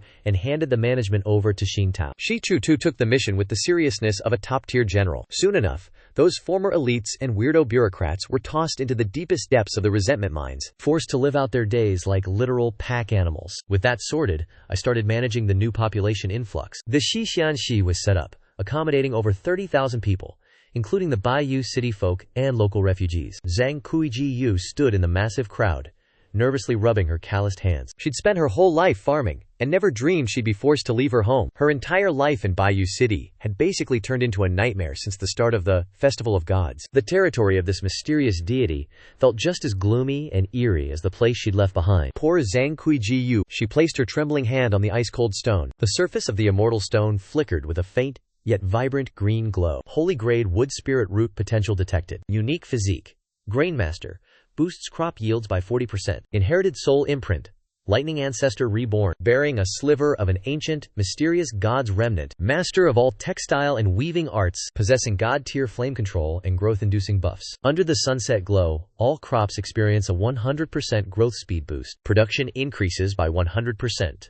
Plus, a rare, low percentage chance to trigger high-tier mutations in spirit plants. Suddenly, a booming, authoritative voice echoed across the entire grounds. Zhang Kuiyu, trembling in terror, scrambled to her knees and kowtowed as a mere peasant. She had absolutely no clue what was going down. The immortal stone hadn't reacted to anyone else before, but with her, it went totally berserk. From today on, you're the manager of the spirit fields. Command those black serpents to handle the tilling and all other chores. Zhang Kuijiyu was stunned, shaking her head like a rattle drum. "I can't, my lord. I'm just a simple farmhand. I don't have the status or the skills to manage the spirit fields." She glanced at the black serpents, obediently digging up the soil in the distance, her legs turning to jelly because those were straight-up, legit monsters, and there was no way she was touching that. The crowd started whispering, shooting confused looks at each other. Anyone could tell those fields were top-tier, divine-level treasures. Why would the master entrust such a massive responsibility to a random peasant? But her neighbors knew the drill, swearing that her crops were always top-tier, consistently outperforming everyone else's harvest by a mile. Hong Ling walked over and gently helped her back up. "Zhang Kuijiyu, the spirit fields don't need fancy scholar talk, they need your pro-level farming intuition. Those black serpents are the master's servants. They'll do exactly what you tell them to do. Stop doubting yourself. The master's eye for talent is never wrong." Zhang Kuijiyu shakily looked up, as Hongling shoved a few pills into her hand. The elixir hit her system like rain on a parched land, with warm energy instantly vaporizing her exhaustion. Her rough, tired skin suddenly started glowing with newfound vitality. Her graying hair turned pitch black before everyone's eyes, and a faint white halo manifested above her head. The entire crowd was standing there with their jaws touching the floor. Is this seriously the raw power of a god? He can literally reverse aging just like that? This is straight up divine realm energy. Hongling patted Jiang Kuiji-yu on the shoulder. If you're gonna carry that kind of weight, you need the stats to back it up. This is the god's seal of approval. A cheat code talent that most people would kill for. Zhang Kuiji-yu stood up straight, a surge of main character confidence and duty hitting her like a truck. Zhang Kuiji-yu bowed deeply. Thank you for the blessing, my lord. I swear I'll manage Lin Tian with everything I've got. I won't let you down. The other villagers were looking on, green with envy. This is a top-tier RNG drop. Who wouldn't want to be the god's right-hand man? It wasn't just her, though.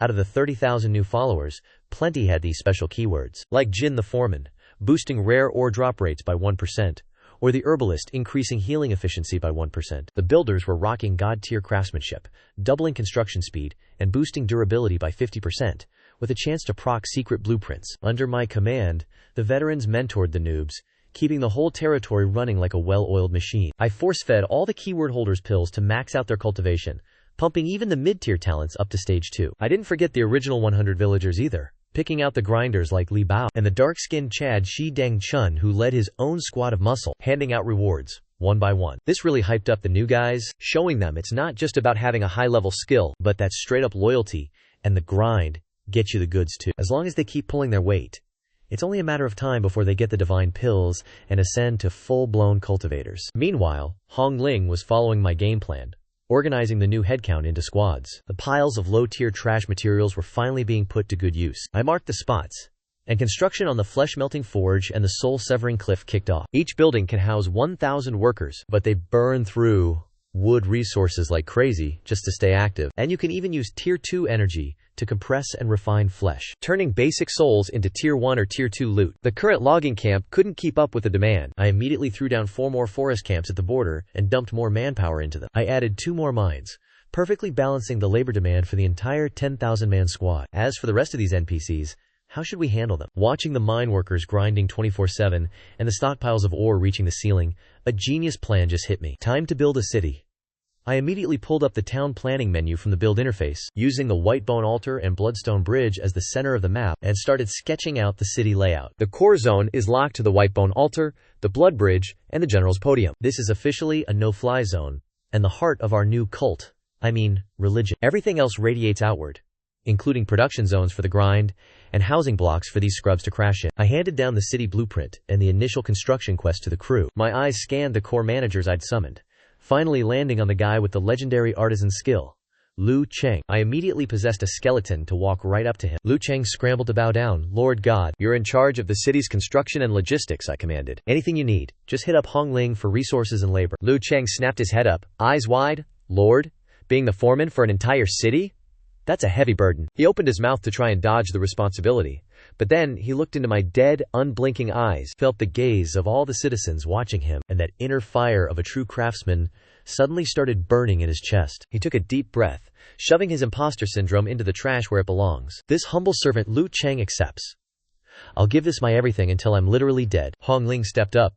My lord, what are we naming our new city? I pondered for a sec, then pointed down at the land rising beneath our feet. Let's call this place the City of the Dead. A few days later, on a jagged, miserable mountain path, a duo was quietly trekking along. Jian Huaishuang, Mo Ji, still clutching that iconic, oversized sword of his complexion looking even more ghostly pale than before. His pupils flickered with a faint, almost invisible green glow, followed by a dozen paper dolls with dead-eyed expressions trailing behind him. They looked exactly like the sword sect disciples when they were alive, complete with tiny paper swords at their waists. This was the final legacy of the sword sect, the baggage Jian Huaishuang was forced to carry. The disciples were all deeply corrupted by Bai Yu's ghost energy, forced to borrow the power of Shi Sui to sustain these cursed paper bodies. He wiped out the entire sword sect.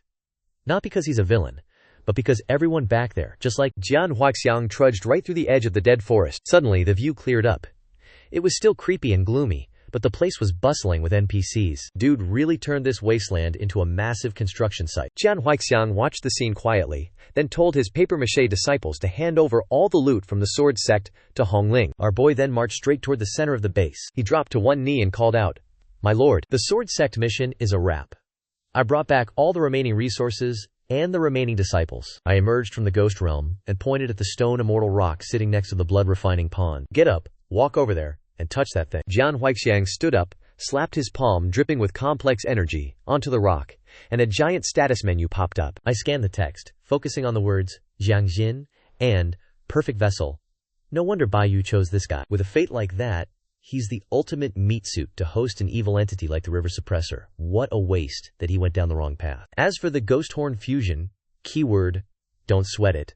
Once the cooldown and the ritual are done, just chuck him onto the altar to be sacrificed. Looking at Jian Huixiang now, his aura is completely restrained, and since Bai Yu is gone, his plot armor protection has officially vanished. Those leftover demons in Guiyadao County are probably eyeing the nearby villages that just lost their main source of protection. You and Xingtao take a squad and go claim those remaining villages while they've still got humans left in them. Jian Huixiang accepted the quest immediately, found Xitao to relay my orders, then went to settle in the papier-mâché juniors he brought back from the sword sect. Meanwhile, Xinyu too was beaming like a kid on Christmas. His eyes were sparkling.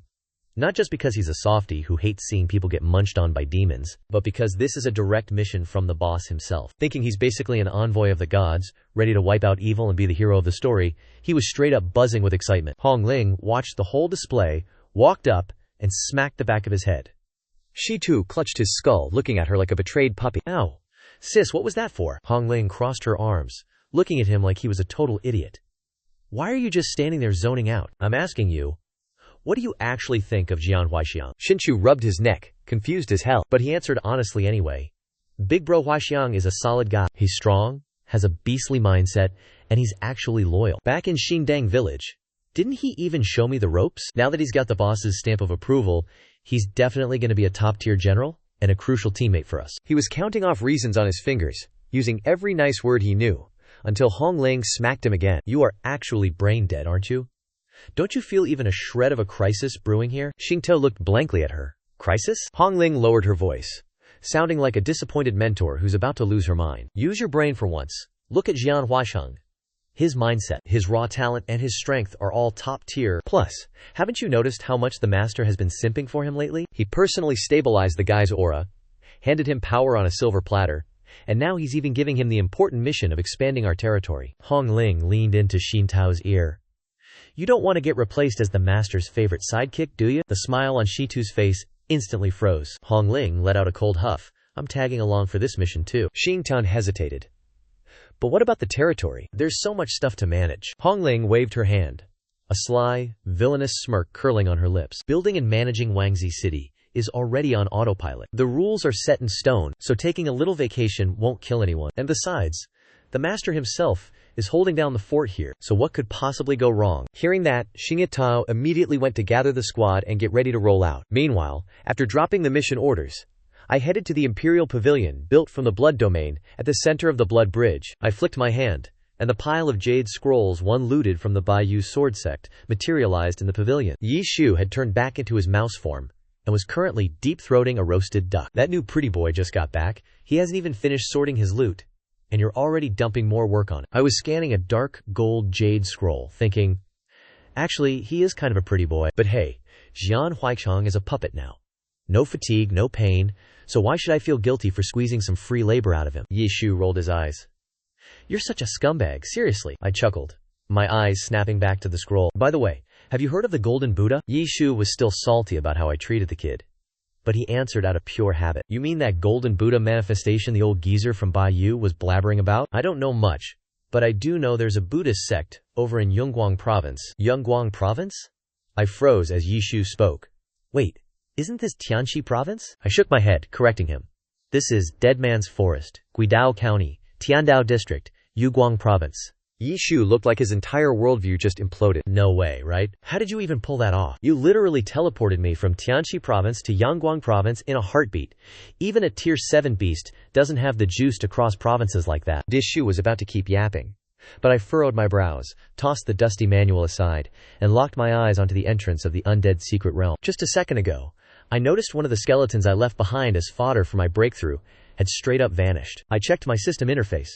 The count of my ghost servants was down to 99. My mind drifted away from that gold Buddha business, and an old quest notification I'd completely forgotten about suddenly slapped me in the face. The exploration quest for the undead secret realm. I rubbed my temples, annoyed that the progress bar was stuck, while the toxic ruins of the zone seemed deep enough to hide any secret. Most of the local zombies are just weak, Tier 1 or Tier 2 trash, so there's no way a Tier 3 skeleton would get folded without even sending a signal. With that thought, I immediately ordered the nearby skeletons to speedrun to the last known coordinates. I also projected my consciousness directly into the instance to see what was cooking. The 5 closest skeletons arrived at the location in no time. It was a crumbling park, completely choked by that nasty green zombie mist. But here's the weird part. The zombie count was suspiciously low. Under normal circumstances, these things shouldn't just be going extinct. I commanded the skeleton to scout closer, and boom! Clear signs of a brawl. The ground was sprayed with that iconic, gross black zombie goo. There were deep claw marks, and a clear drag trail leading straight into the heart of the park. Following the trail, I stayed in pursuit. The skeletons hopped over a flower bed filled with nothing but dirt and rotten roots, only to spot some grotesque freak of nature lying in wait, surrounded by a graveyard of scattered zombie carcasses. My expression turned into something straight out of a nightmare. Is that a stone-bone beast?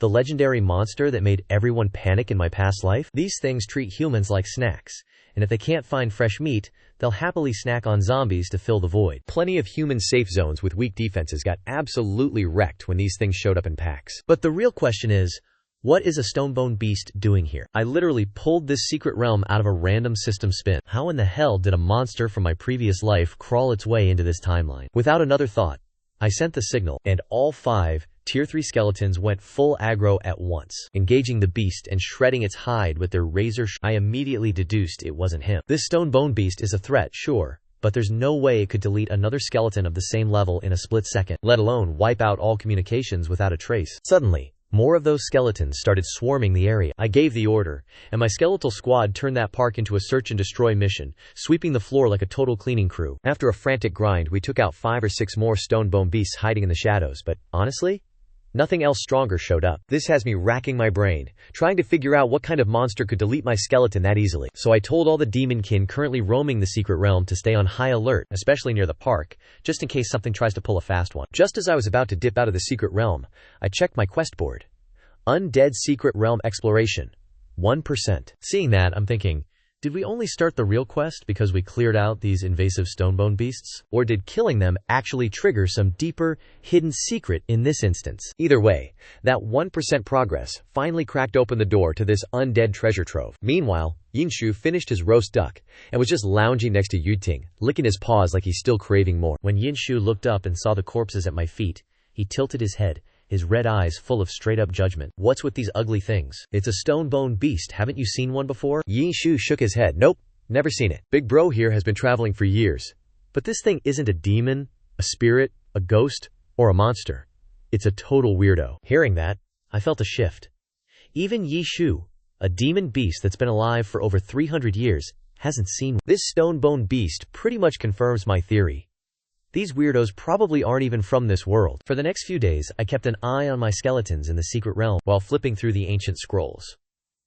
One swiped from Bayou City and found out there's another Tasui lurking in the forest of the dead. I tracked down an old man to get the tea on this. He said about 500 years ago, a humanoid monster was guarding this place, pulling all sorts of cursed, freakish stunts and causing absolute chaos. Then, Xiao Feng, the mountain lord who ruled the area, had an epic showdown with this Tasui. In the end, the mountain lord died, and the Tasui just vanished into thin air. Later, Bai Yun descended, took over the territory, and built Bayou City. The old man froze mid-sentence, suddenly realizing he messed up. Wait, the Tasui that guarded the forest of the dead?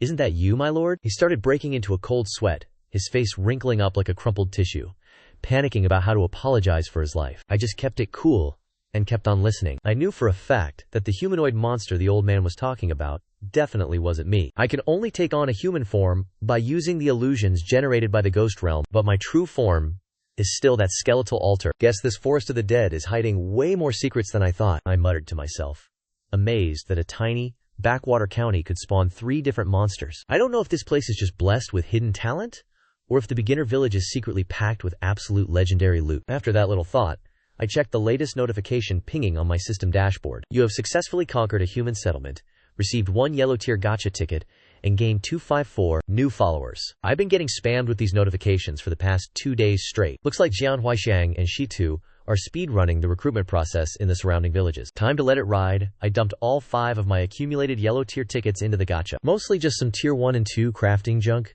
Decent for building stuff, I guess. But I did pull a tier 5 heavenly treasure, the blood Bodhi vine. Keep it watered with blood, and it'll grow Bodhi heart fruits. Eating those bad boys can permanently boost the user's spirit root potential. The higher the grade of blood you feed it, the higher the quality of the fruit you get. My eyes lit up the moment I saw that. This item is literally a game changer for anyone's cultivation career. For my followers stuck with mid-tier talent, this is a massive W.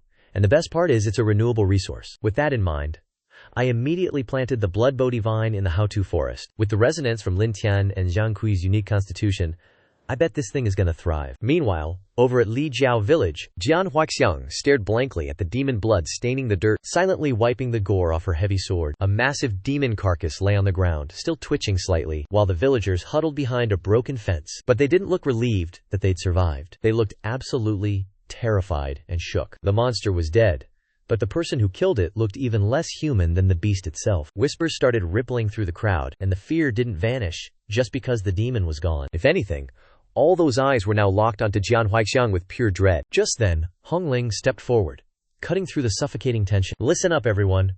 We aren't from Bayou City. He pointed at Jian Huaixiang, introducing him as the official inquisitor, Jian Huaixiang. He serves under the legendary bone god of Death City. The god is so merciful that he literally can't stand to see the world suffering like this. He sent us here to wipe out these demonic pests and keep the human race safe from extinction. Jian Huaixiang stood there looking completely confused, probably thinking about the absolute nonsense Hong Ling was just spewing, feeling a bit embarrassed. But Hong Ling didn't even blink. He paused for a sec, scanning the faces of the villagers who were still looking like total NPCs. I know you guys are skeptical, but let's be real.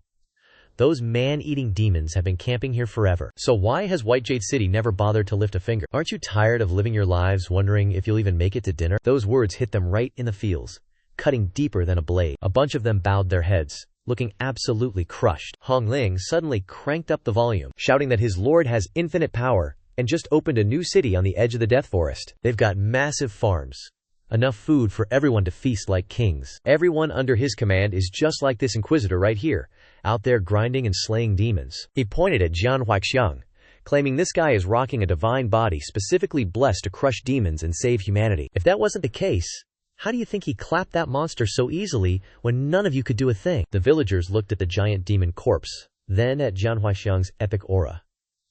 Their fear was getting replaced by pure hopium. Finally, the village elder stepped up and bowed low to Jian Huaixiang and Hong Ling, thanking the god's envoys for saving their hides. Our entire Lin family village is ready to pack up and move to your new city. Please grant us your protection. Just as Hong Ling was about to successfully recruit the whole village to Death City, a cold voice boomed from outside the gates. Hold it right there. Everyone looked over to see 7 or 8 dudes in black robes marching in like they owned the place. Hong Ling narrowed his eyes at the robed guys, wondering who these extras were. Jian Huaixiang's expression went serious, telling everyone it's the Xuanshui Guard, the elite demon hunting squad straight out of Indigo Peach City. These guys are top-tier big shots, responsible for hunting demons and shutting down any shady, forbidden business. The cold-looking leader leading the pack was Xing Yu, the captain of this specific squad. Xing Yu looked at the villagers and told them not to listen to Hong Ling's lies.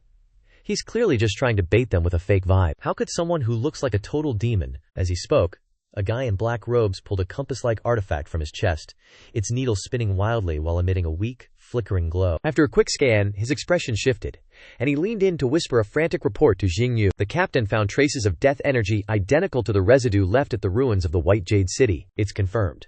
That's definitely our target, the evil fiend and his goons. Xing Yue's heart sank, and she immediately ordered her squad to set up a formation, while making a loud, official announcement to the panicking villagers. We are the Xuanshui Guard of Landau City. A few days ago, White Jade City completely lost contact with their city lord, Su Zhuan. The White Jade Sword Sect's ruins are a ghost town with 0 survivors, and the whole district government is losing its mind. City Lord Su was a direct subordinate of the district governor. Since the governor is now crippled by the evil fiend, we're on a special mission to investigate and drag Yuanxiang to justice. The second those words dropped, the village erupted into chaos. The glimmer of hope they had was instantly crushed by pure terror. They looked at the heroic-looking Xuanshui guards, then back at Jian Huaishuang, who definitely didn't look human anymore and had no idea who to trust. Xin Tao flew into a rage and shouted that they were talking pure nonsense. Su Zhuan was just a lapdog who was in bed with the white jade old ghost, plotting to sacrifice every single person in the city, and it was this god-tier legend standing right here who saved countless lives. You! Before he could finish, Xing Yu pulled a move, unleashing a condensed, ocean blue blade aura that slashed straight at Xin Tao's face. Jian Huaishuang stepped in front of Shi Tao, his paper-armored arm raised, tanking that blade aura like it was nothing. At this point, Jian Huaishuang was absolutely fuming. He couldn't get over how hypocritical these righteous Xuanshui guards were. When monsters were mass-slaughtering villages all over the island, where were these so-called Xuanshui guards? When the White Jade sect was ready to blood sacrifice an entire city, where were they then? But the second a scumbag like Su Zhuan dies, just because he was appointed by the district governor, they magically show up to play hero. Jian Huaishuang could handle the suspicion. He could handle the weird looks, but he couldn't let them slander the god who saved countless lives and gave him a second chance at life by calling him an evil fiend. Over on the other side, Hong Ling and Xin Tao saw the guards attacking and lost it, immediately grabbing their weapons to jump into the scrap. Fire talismans were flying everywhere. Ancient sword energy was screaming through the air, and the whole place turned into an absolute brawl. Luckily, both sides kept their cool enough to avoid hitting the helpless villagers during the fight. However, Jian Huaishuang was in trouble. His mind was being constantly corrupted by the whispers of White Jade. Look at these self-proclaimed righteous hypocrites. Do they actually give a damn if you bottom feeders live or die? All they care about is their own power trip and keeping the status quo. You angry? You feeling vengeful?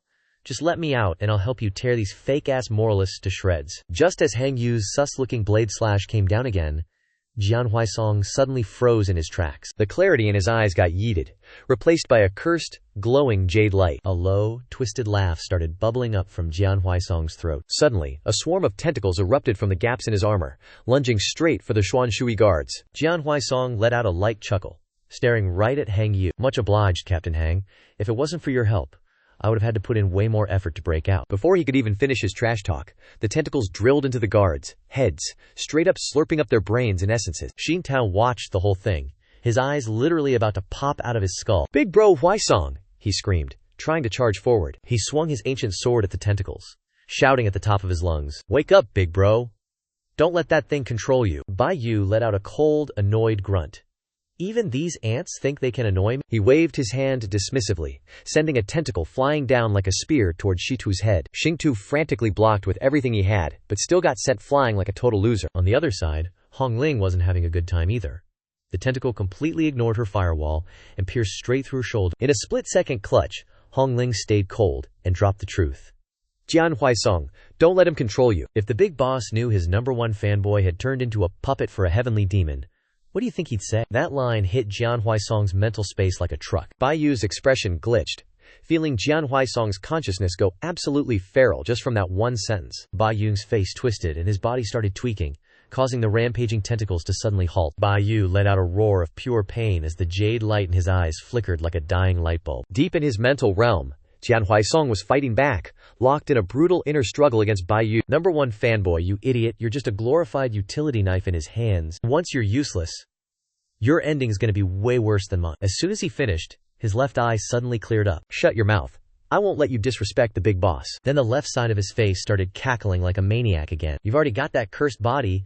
Why the hell are you still bowing down to someone else? I'm literally trying to save you here. Just give up the resistance. Hand over this body to me, and once I restore my peak power, you'll be the founding hero of my new empire. Veins were popping out all over Jian Huaishuang's face, screaming, "No way! I've sworn my life to serve the master and no one else." 1 second he's winding up a lethal blow to finish off the Xuanshui guards, and the next he's struggling to force his arm back down. His body is literally tweaking out of control, and those weird tentacles are just flailing around like a broken AI. The Xuanshui guards finally caught a break, narrowly dodging a trip to the afterlife. One of the rookie guards whispered, "Boss Hang Yu, what in the world is happening?" Hang Yu just shook his head, saying, "Anyone corrupted by evil spirits usually ends up losing their marbles like this." Jian Huaishuang snapped, screaming, "Shut your mouth, you piece of trash!" A tentacle whipped out and insta-knocked Hang Yu into a permanent nap. The rest of the guards were shaking in their boots, huddling together and praying they wouldn't be next. On the other side, with a blood-curdling roar, the jade-like glow in Jian Huaishuang's eyes started to fade. "Bai Yu, get the hell out of my head." After a moment,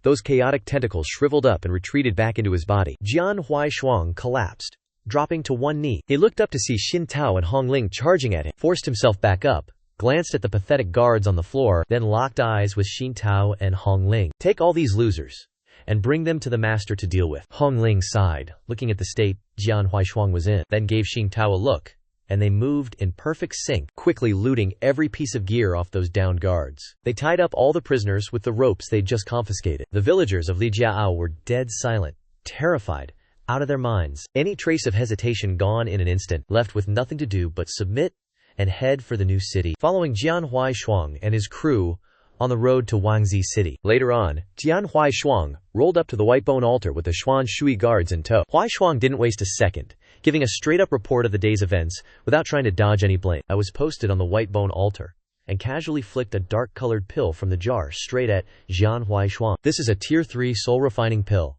It'll stabilize your mental state and clear out those pesky, intrusive thoughts. Now let Hong Ling and Xia Tao handle settling the village. Time to finish the rest of this grind." Jian Huaishuang took the pill, feeling that pure soul energy, but his mood took a nosedive. Bro caught on to the implication behind my words, and couldn't help but look up. "My lord, am I really off the roster for future missions? Is it because I lost control today that you're disappointed in me?" I just smirked. Why would I be disappointed? Even though you almost lost your marbles today, you still managed to suppress Bai Yu with pure willpower. You caught the Xuan Shui guard, and you didn't cause a total disaster. Plus, you didn't let down the villagers who put their faith in you. You actually killed it today. Hearing that I wasn't let down, the tension in Jian Huaishuang's mind finally let up, though that lingering sense of emptiness was inevitable. He bowed respectfully. Huaishuang understands. The evil essence inside you and the remnant soul of Bai Yu haven't fully stabilized. Until that mental conflict is sorted out, you really shouldn't be out there doing solo runs. Just stick by my side for now. Jian Huaishuang cupped his hands. "Your wish is my command, my lord." Truth is, I've already had this planned out from the jump. Keeping Jian Huaishuang by my side. 1. It's easier to keep an eye on him personally, to make sure he doesn't go nuclear and lose control again. And 2.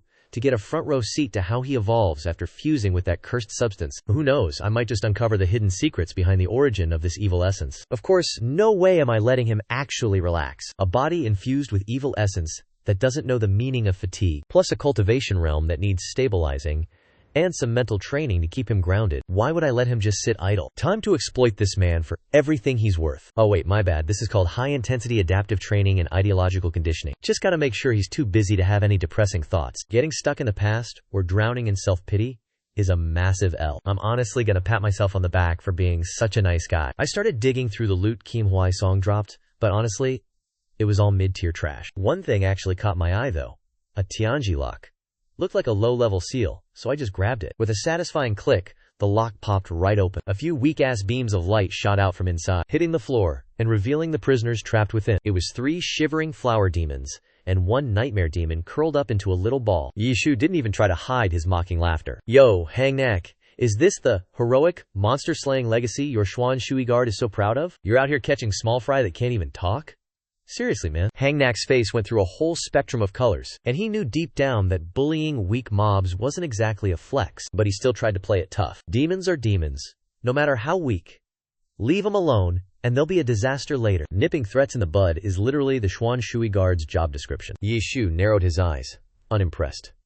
"Nice, nipping threats. Speech, bro. There are massive demon lords all over Tiandao district claiming mountains as their own, massacring entire villages whenever they feel like it. But how many of those have you actually dared to touch, huh?" Hangnak was rendered speechless, gasping for air as he put on his best, "I'm ready to die" face. "Do what you want with me." I joined the Xuan Shui guard, knowing death is just a part of the job. You evil cultists can't break me. Lamdao City will definitely avenge us. The other guards behind him puffed their chests out, clearly ready to die on this hill. I waved my hand dismissively. Why kill such prime labor? Send them to forced labor camp. Stick them in the same room as the former city lord's cronies. I'm sure the late city lord is down there, thrilled to have his homies keeping him company. Yi Shu let out a twisted laugh, pointing at the 4 baby demons.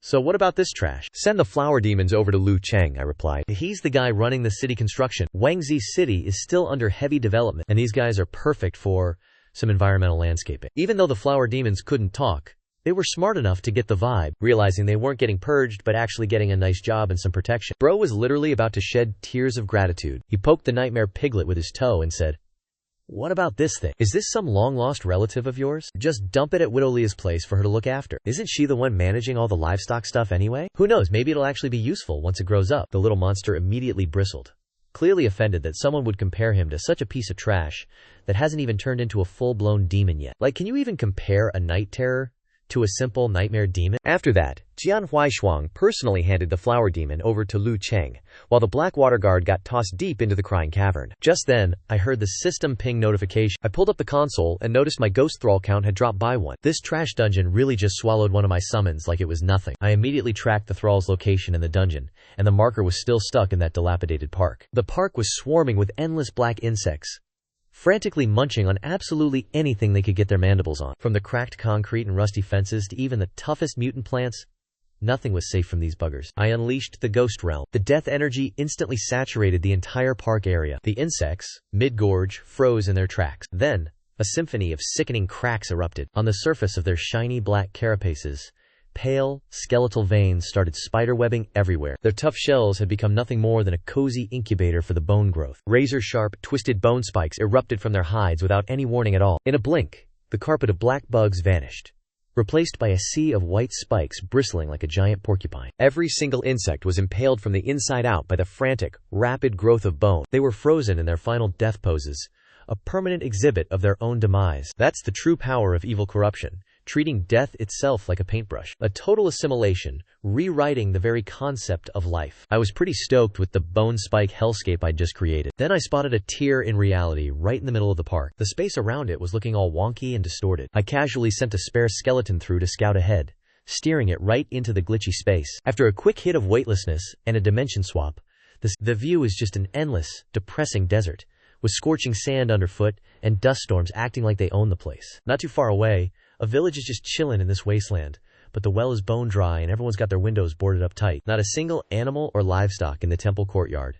Not even a bug trying to grind for a meal. The only sign of life is these random NPCs scattered throughout the village. Most of them are just slumped on their doorsteps or leaning against dead trees like they've given up on life, staring into the abyss of a gray, lifeless sky, with chests barely moving, struggling to even breathe. But the second this skeleton steps out of the light, the dead vibe in the air just shatters like thin ice. Every single eyeball in the place locks onto the skeleton. Suddenly, they all rush in from everywhere like zombies, hitting the dirt and kneeling in unison. The envoy of the divine god, has finally arrived at our Shikan village, they scream. Bring out the final offerings right now, begging the envoy to show some mercy and grant us the divine sea. My consciousness is tied to this skeleton, and the moment I stepped into that light, I felt something was seriously sus. Every command I fed the skeleton was coming back with lag that would make a potato server cry. I can literally feel that this skeleton and my main body back at the Dead Man's Forest are light years apart. My skeleton summoning skill is nerfed into the ground, and my undead minion is about to lose the ability to even wiggle. Skill failed,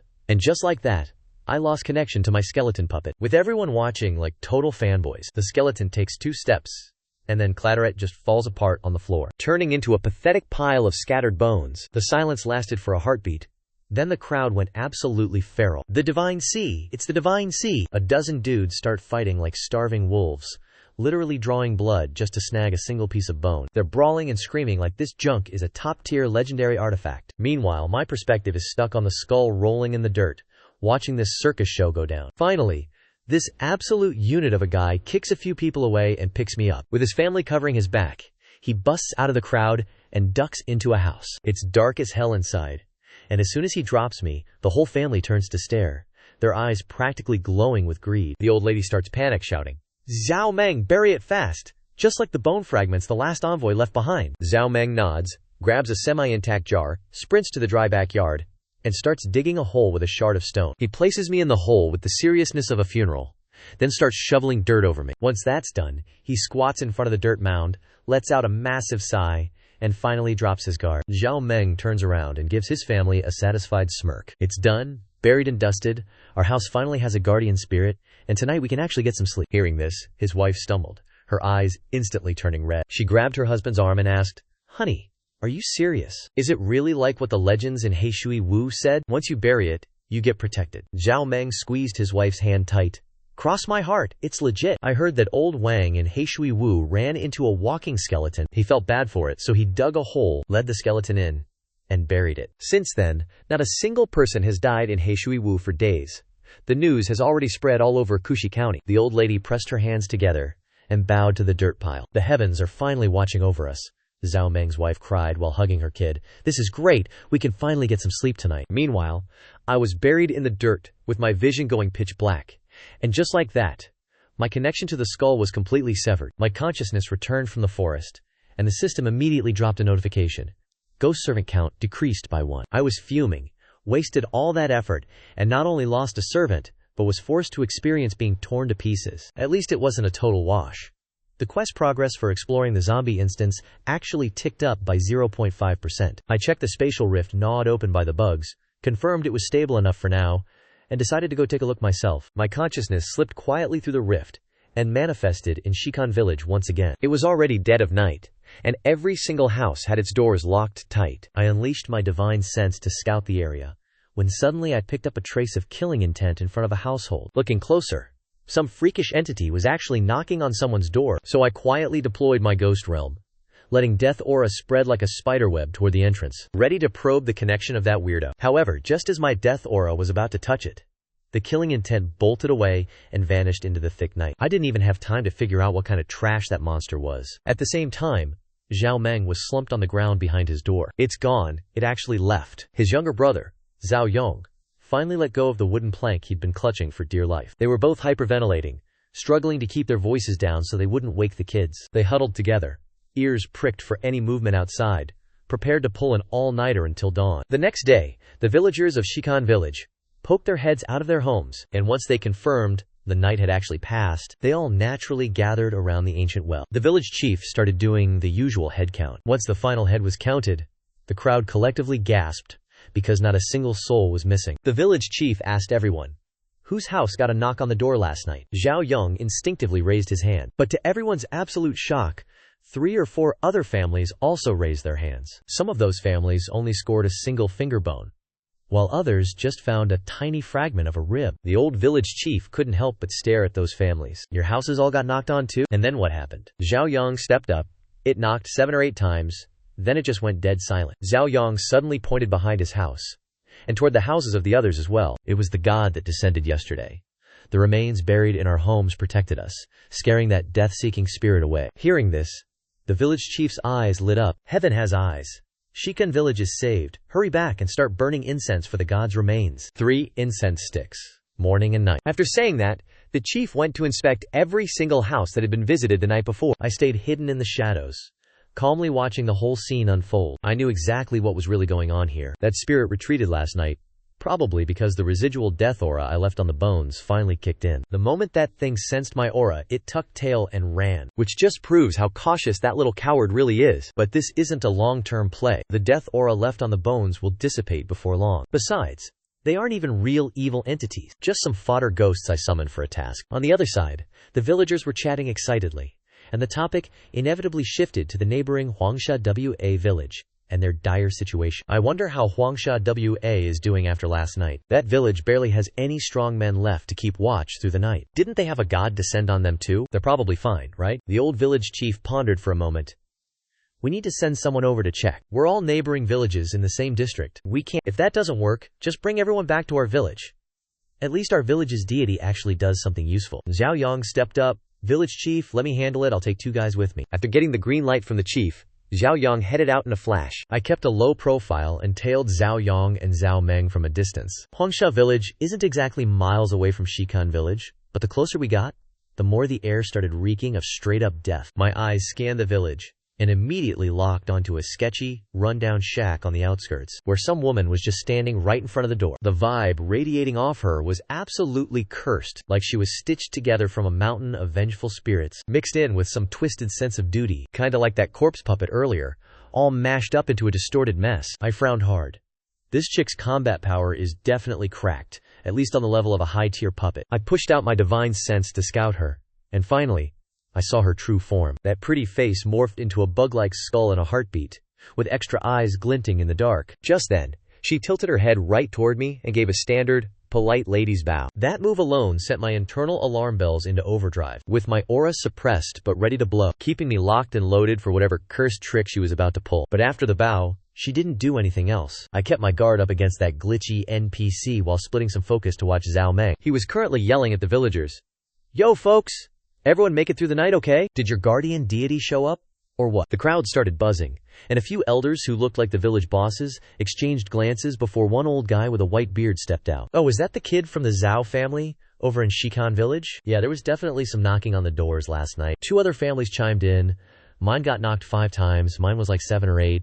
And thankfully not a single person was missing. The Huangsha villagers started whispering among themselves until someone suddenly remembered something. Wait, what about the old hag? Has anyone checked on her house yet? Hearing that, everyone's head snapped toward that busted-up shack, but that cursed woman didn't even flinch, acting like she didn't hear a single word of the gossip. But then, some kid ran up to her and chirped, "Sister Pooh! Sister Pooh!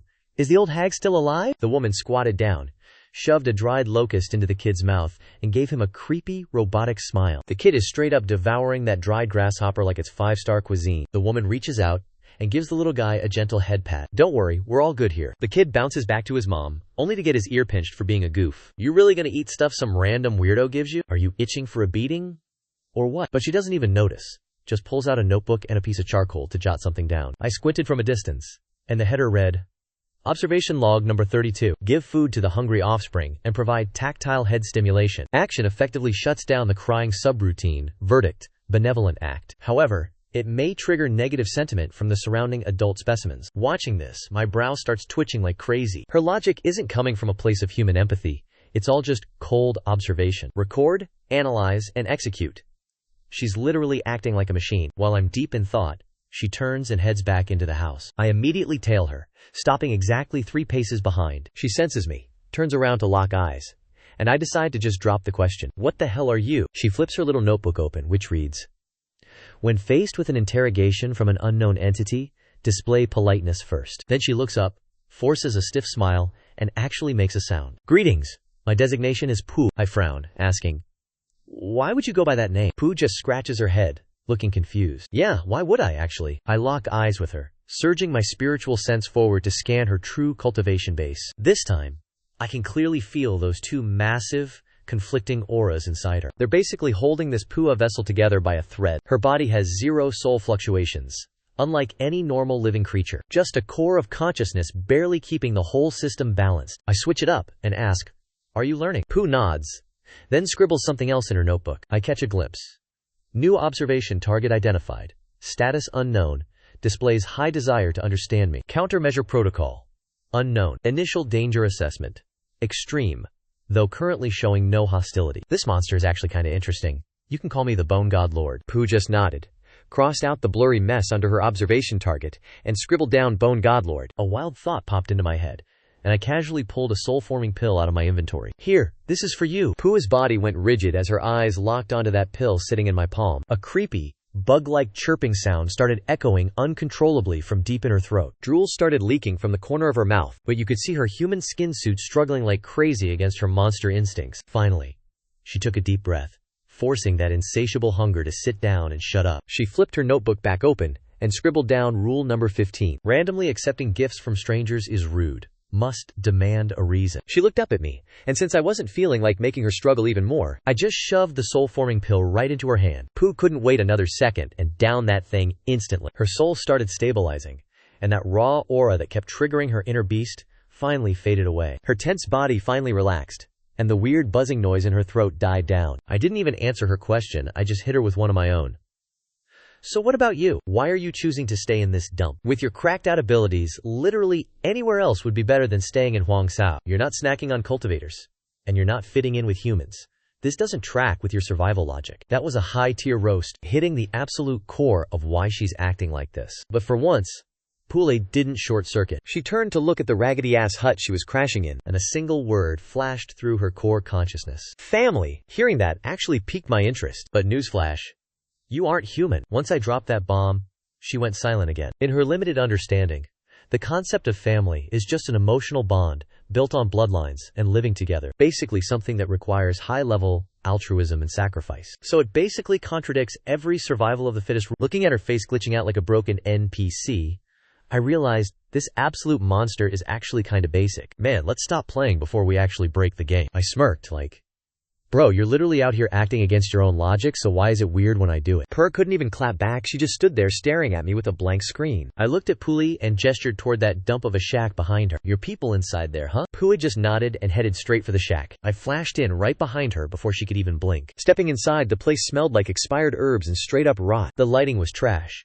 Just one flickering oil lamp crying for help in the corner. An ancient lady was rotting on a dirt bed, while Pooh was moving like a bot, spoon-feeding her some cold, nasty-looking herbal sludge. The old hag cracked her eyes open with a struggle. Is that you, Pooh? Out playing hero for the villagers again, are we? Purr didn't say a word, just kept feeding her like an automaton. The old lady seemed used to her being a total mute. My sweet girl, you still remember everything mommy taught you about being a good person, right? Suddenly she started hacking up a lung, and Pooh patted her back with zero emotion. I stood off to the side, basically invisible like some high-level shadow. I could already tell this old lady and Pooh don't share a single drop of blood. My ghost realm domain was already fully deployed. Piecing together the gossip from the NPCs outside, I had already mapped out the lore. Years ago, the old lady found Pula abandoned in the sands outside the village. Back then, Pooh had just gained sentience, and half her face was straight-up beetle parts. The villagers saw her as a cursed omen, but the old lady, feeling like they were two sides of the same trash-tier coin, took her in, despite the entire village wanting to cancel them, raised her like her own daughter, and taught her how to talk and walk like a person. Naturally, the village started ghosting their entire household. A few months ago, the Huangsha Flower Village got hit by the Ghost at the Door event. And guess whose house was the first target? That night, her husband and son got deleted. But for some reason, the old lady and Pooh survived. The grief broke the old lady, and now she's bedridden, just waiting for the timer to run out. The villagers aren't being toxic to her face, but they're definitely giving her the cold shoulder. Everyone instinctually decided the village disaster started at the old hag's house, pinning it all on the bad luck that Fadak supposedly brought with her. Fasak finished feeding the medicine, then pulled a dried grasshopper from her clothes, and shoved the bigger half into the old hag's mouth. Even though the old hag wondered how Fasak kept finding these grasshoppers every single day, she never asked, just chewed away, her eyes showing pure satisfaction and comfort. Fak, you eat it yourself, I'm too old to handle this stuff. Fak didn't say a word, just shoved the smaller half into her own mouth and chewed with zero expression. Once that was done, she sat by the bed in total silence, not moving an inch. I took the chance to scout the area but couldn't find a single clue about the door-knocking ghost. By the time I made it back to Fadak's shack, it was already dead of night. The old hag was out cold, but Fadak was still frozen in the same pose as earlier. Then, that dull, heavy knocking started echoing from outside the house. The oil lamp flame did a weird jump, flickering like it was scared. The old hag started shaking uncontrollably on the mud bed. Fax suddenly snapped her head up, eyes locked onto the door with pure malice. The next second, she just stood up, and while I was low-key shocked, she marched straight toward the door, yanked the latch, and a freezing wave of death energy flooded the room. Standing outside was this twisted monstrosity stitched together from random corpses. I watched this scene with genuine interest. Logically, the aura coming off Fak was way more terrifying than this trash ghost, but after a quick glitch, the ghost didn't even run. It actually did something completely unhinged. Its body started trembling. Ghost energy exploded everywhere, and it let out a demonic roar that definitely didn't come from any human throat. Its stitched up, foggy arms elongating and twisting, turning into two pitch-black claws that lunged straight for Fazak's throat. But facing such a savage attack, Farak just raised a slim, pale hand, and the moment those claws were about to touch her face, she grabbed the ghost's wrists with surgical precision. Suddenly, the patterns on the right side of her face started glowing bright. A massive wave of dark energy surged straight down her arm, absolutely devouring and vaporizing the murderous aura from the door-knocking ghost. The next second, the ghost started shrinking like crazy, with those stitched-up corpses peeling right off its body. Finally realizing it messed up, the ghost started tweaking, letting out a high-pitched, pathetic shriek, putting its entire life into trying to dip, but Fak's pale hand had that fraud locked down tight. The ghost suddenly contorted, managed to rip itself free, and straight up booked it out of the village without looking back. My voice echoed from behind, letting it know that leaving isn't gonna be that easy, fam. As soon as I finished, a bone spike pierced deep into the ghost's spine. The ghost exploded in a massive boom, spraying bits of rotting corpse everywhere, and right in the center of the blast, clouds of vengeful spirits manifested, only to get sucked up by my bone spike. I checked my inventory panel, seeing the ghost get absorbed by the spike, sitting there until the ghost fire cleaned house and dismantled it for parts. You got a tier 3 soul crystal. I raised an eyebrow, surprised that a single trash tier ghost could drop this much loot. A tier 3 monstrosity. This thing is actually low-key cracked. Most demons that take over entire counties are barely tier 2 or 3, man. What really caught me off guard was that this thing was made of countless grudge-filled spirits, making it literally impossible to talk to. Yet its actions were super calculated and tactical, which obviously means someone is pulling the strings. Who the hell has the tech to craft a ghost of this caliber just to terrorize random villagers every single night? Isn't that a massive waste of resources? You gotta realize, I can control a tier 3 bone ghost, and my base power is basically already at tier 5 origin stage, so whoever is running this tier 3 ghost must be some high-level degenerate. At that power level, normal human flesh doesn't even help you level up anymore. Since this ghost is clearly strong enough to solo a whole village, but only kills one person a night, I literally can't wrap my head around. But I quickly pulled back my spiritual sense, locking eyes on Park standing at the door. She stood there silently, staring at where the knocking ghost vanished, those heterochromatic eyes still drowning in pure confusion. Tonight dropped way too much data corruption on her brain, so I didn't say a word, flickered my body, dipped from the house, and zipped through the instance portal back to Prince City. I immediately ordered Jianhuai to head over so he could hop into the secret realm with me. After dragging him back to Shikan village, I looked at Jianhuai and said, "This place is infested with ghosts. You're gonna lead the way and help me farm these spirits for XP. The drops here are top tier. You catching my drift?" Jianhuai immediately accepted the quest, and I watched his back as he walked off into the grind. I did a little quick math. A single knocking ghost nets me 1,000 tier 2 soul fragments, enough to speedrun the progress bar for the sacrifice. The blood pool churns out blood. The zombie dungeon mostly drops flesh, but souls are the only thing I can't farm efficiently, making them the rarest resource on the market right now. Just hoping the heavens bless Kushi County with a few more knocking ghosts so I can make a kill. I've decided to flip Kushi County upside down, but first, let's head back to the altar and level up. I returned to the heart of Prince City. The evil god's altar stood there, built layer upon layer out of literal white bones. With the progress bars maxed out for the upgrade, I smashed the sacrifice button. In a split second, the entire Prince City started shaking like crazy. The bone altar erupted with a blinding silver light, ancient bone engravings lighting up one by one across the surface, forming a massive, twisted, and complex evil formation. A terrifying aura, 100 times stronger than before, exploded out from my body. The system dashboard refreshed.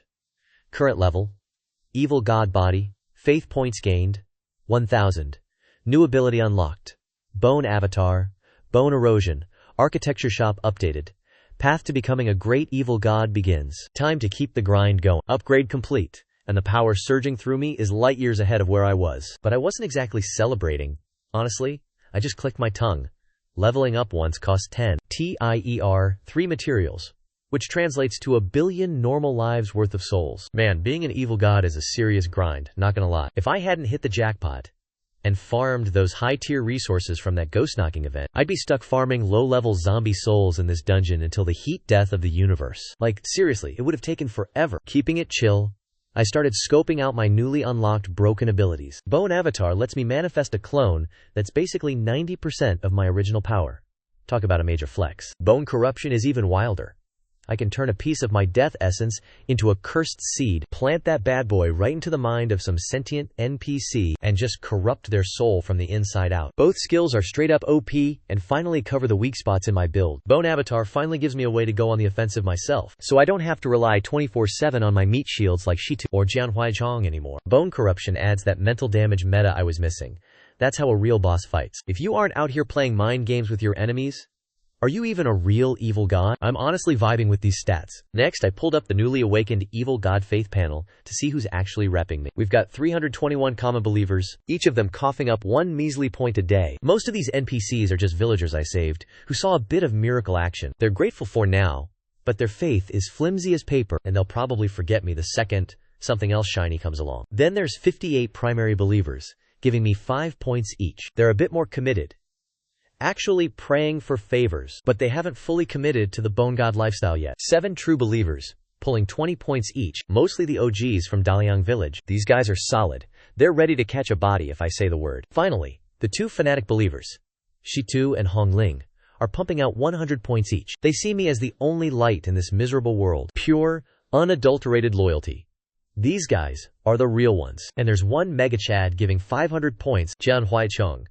He's basically merged his entire existence into being my personal simp, fully ready to throw his life away the second I snap my fingers. After checking all this loot, I went into deep NPC mode. Looks like scaling up the cult is gonna be a long-ass grind that needs some serious micromanagement. I started scrolling through the construction menu like a pro gamer. Leveling up really unlocked a massive haul of new buildings. The bone smithy uses materials and evil god points to forge weapons or juice up the bone stats for my skeleton minions and soul sentinel towers. Placing these around the perimeter of the ghost realm basically gives me a wall hack for any incoming spirit-type enemies. The soul gathering well is out here pulling stray soul energy from the air like a vacuum cleaner. It generates a small stash of soul energy every day, and it's classified as a royal tier building. The build cost is dirt cheap, so even if it's not super broken, I'm building one anyway just for the aesthetic.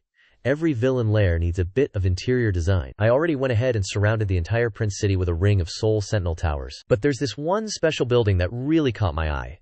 The Flesh Ranch. It comes with a special skill called Sanguine Overflow, which lets me breed and farm custom flesh creatures specifically for sacrifice. Dumping evil god points into it boosts their growth and triggers mutations, essentially speedrunning the production of high-tier meat materials. The flesh from this ranch is infused with a faint trace of the evil god's aura, making it way more efficient for sacrifices than the basic stuff. My eyes lit up. This is the real deal. Basically, an infinite, sustainable flesh factory. Sure, it eats up my evil god points, but in the long run this thing is going to take a massive load off my supply chains. With my current level, the output from a single dungeon is already starting to look like mid-tier fodder. Finally, I checked the shop, and the new inventory is absolutely stacked, though most of it costs a fortune in evil god points. A grade 1 faith talisman that lets me brainwash, subtly, influence a target's devotion to me. A one-time use breaker drill to cheese through weak barriers and force my way in. A buffed-up version of the mutation seeds that are way stealthier and more potent than the ones I make myself. A Ghost Realm expansion permit that bumps up my domain's size by an entire tier. I did the math, and my followers are netting me about 1451 evil god points a day. It sounds like a decent haul, but considering the shop and future upgrades cost tens of thousands, I'm basically broke. Just as I was having my I need more grind moment, I felt a disturbance coming from the Weeping Cave. I was confused. I just clapped the ghost. It's literally midnight. Why are the villagers still awake? Are they not planning on grinding tomorrow? Who's losing out here? That's a huge loss for me. Deep in the Wailing Cave, Hang Yu felt like his last 2 days had been absolute garbage. Ever since he got tossed into this cursed, bottom-tier dungeon, his life has been reduced to only 2 things: swinging a pickaxe and being under constant, creepy surveillance. He's basically a peasant laborer now, grinding away at the same digging animation on loop. Even though his body doesn't actually feel tired, his mental state is on the brink of collapse because of those eyes watching him 24/7. The things guarding them aren't even people. They're these pale, creepy paper dolls. These paper cuts claim to be disciples of the Sword Sect. They're silently posted up in every single corner of the cave. No matter what you're doing, you look up, and there's always a pair of scribbled-on eyes staring back at you. Just a second ago, he was sweating buckets trying to smash a hard ore deposit, and the sweat was stinging his eyes. He wiped his face with his sleeve in pure frustration, and out of the corner of his eye, his heart skipped a beat. A paper doll had floated right behind him without a single sound. Hang Yu jumped out of his skin and whipped around, only to see the doll tilting its head, staring him down. Hey, it warned, don't even think about slacking off. Our senior brother told us to keep a real close eye on you. Hang Yu was trembling, thinking, this place is total trash. Not even a dog could live here. I gotta break out tonight. Around midnight, when everyone was dead on their feet, the cave entrance suddenly went crazy. Swarms of eerie green ghost fire floated inside, lighting up the entire mining pit like a cursed rave. Then, a group of guards in uniforms marched in, barking orders to move the ore out. Sounds like the city is cooking up some big plan, and to kiss up to the overseers, everyone was scrambling over each other to help out, turning the whole scene into a massive, chaotic mess, and Hang Yu's heart was hammering against his ribs. This was his moment. He blended into the crowd of laborers, head down, acting like another brainless bootlicker. He followed the flow, and finally stepped out of this suffocating nightmare of a cave for the first time. His eyes were glued to the shadows in the distance, right by the city wall. He shoved his load onto a random prisoner next to him and made his move. While everyone was busy panicking in the shadows, our boy tried to make a break for it, but a piercing scream cut through the air. Hey, you! The one in black! Stop right there, you little rat! Hang Yu's heart dropped, and as he looked back, he saw a fat supervisor pointing his finger straight at it. Saliva flying everywhere and screaming his lungs out, Hang Yu panicked, lost all sense of direction, and started running for his life. All his magical gear had already been confiscated, and since it was pitch black, he was just aimlessly buzzing around this unfamiliar city like a headless fly. Prisoner escaping!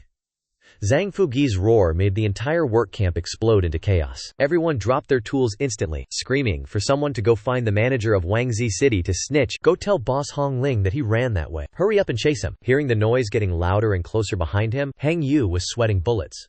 He panicked and scrambled into a field when suddenly he heard a faint cracking sound under his foot, as if he'd just stepped on something he really shouldn't have. Before he could even react, glowing red eyes suddenly lit up all around him in the darkness. Black snakes darted out like lightning, each one raising its head and hissing at him with pure rage. Who the hell is that? He just stepped on one of our brothers. Xiao San, go get the big sister boss over here. A small, nimble-looking black snake zipped away and disappeared at the edge of the field. Hang Yu didn't expect these snake demons to take their farming shift this seriously. He tried to bolt, but the little snakes were already swarming him. They didn't bite, but used their flexible bodies to coil tightly around his calves, pinning him in place so he couldn't move an inch. Right on cue, the screeching voice of Zhang Kuiji echoed from the distance. Which absolute piece of trash has the balls to touch my babies?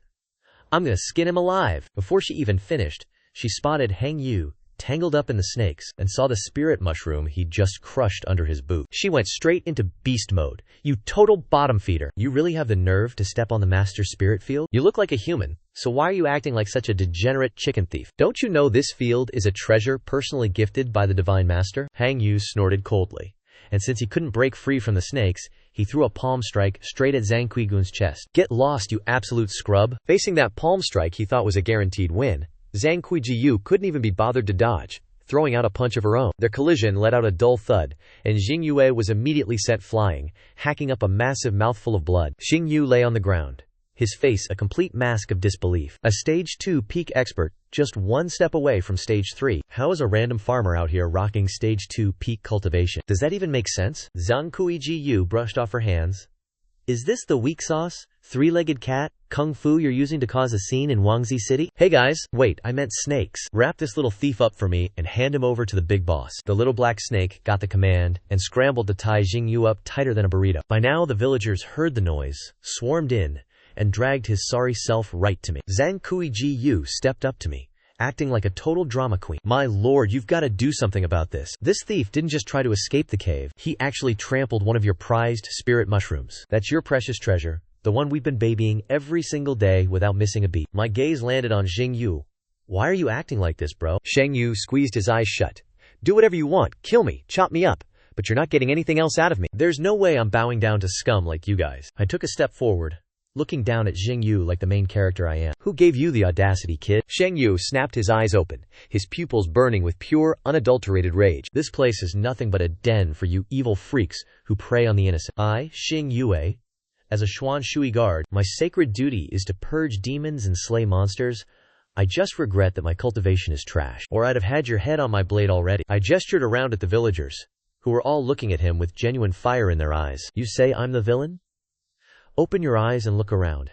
Have I ever taken a single life in this village? Xing Yue was totally speechless, didn't have a single comeback. I'm the one who saved Daliang village and Xingdong village from being They worship me as a god, and I turned these refugees into the foundation of White Jade City, giving them a place to call home. I wiped out every demon in the county, finally bringing some peace to this dump. I paused for a second, because even for scrubs like you Xuan Shui guards, I only put you guys to work in the mines to pay off your debts. I didn't even take your pathetic lives. My words echoed with absolute, undeniable, Sigma energy. The villagers went from wanting to kill Hang Yu to looking at him like he's the local trash. Hang Yu was getting roasted so hard his face turned bright red. Stop the cap, you Tazui.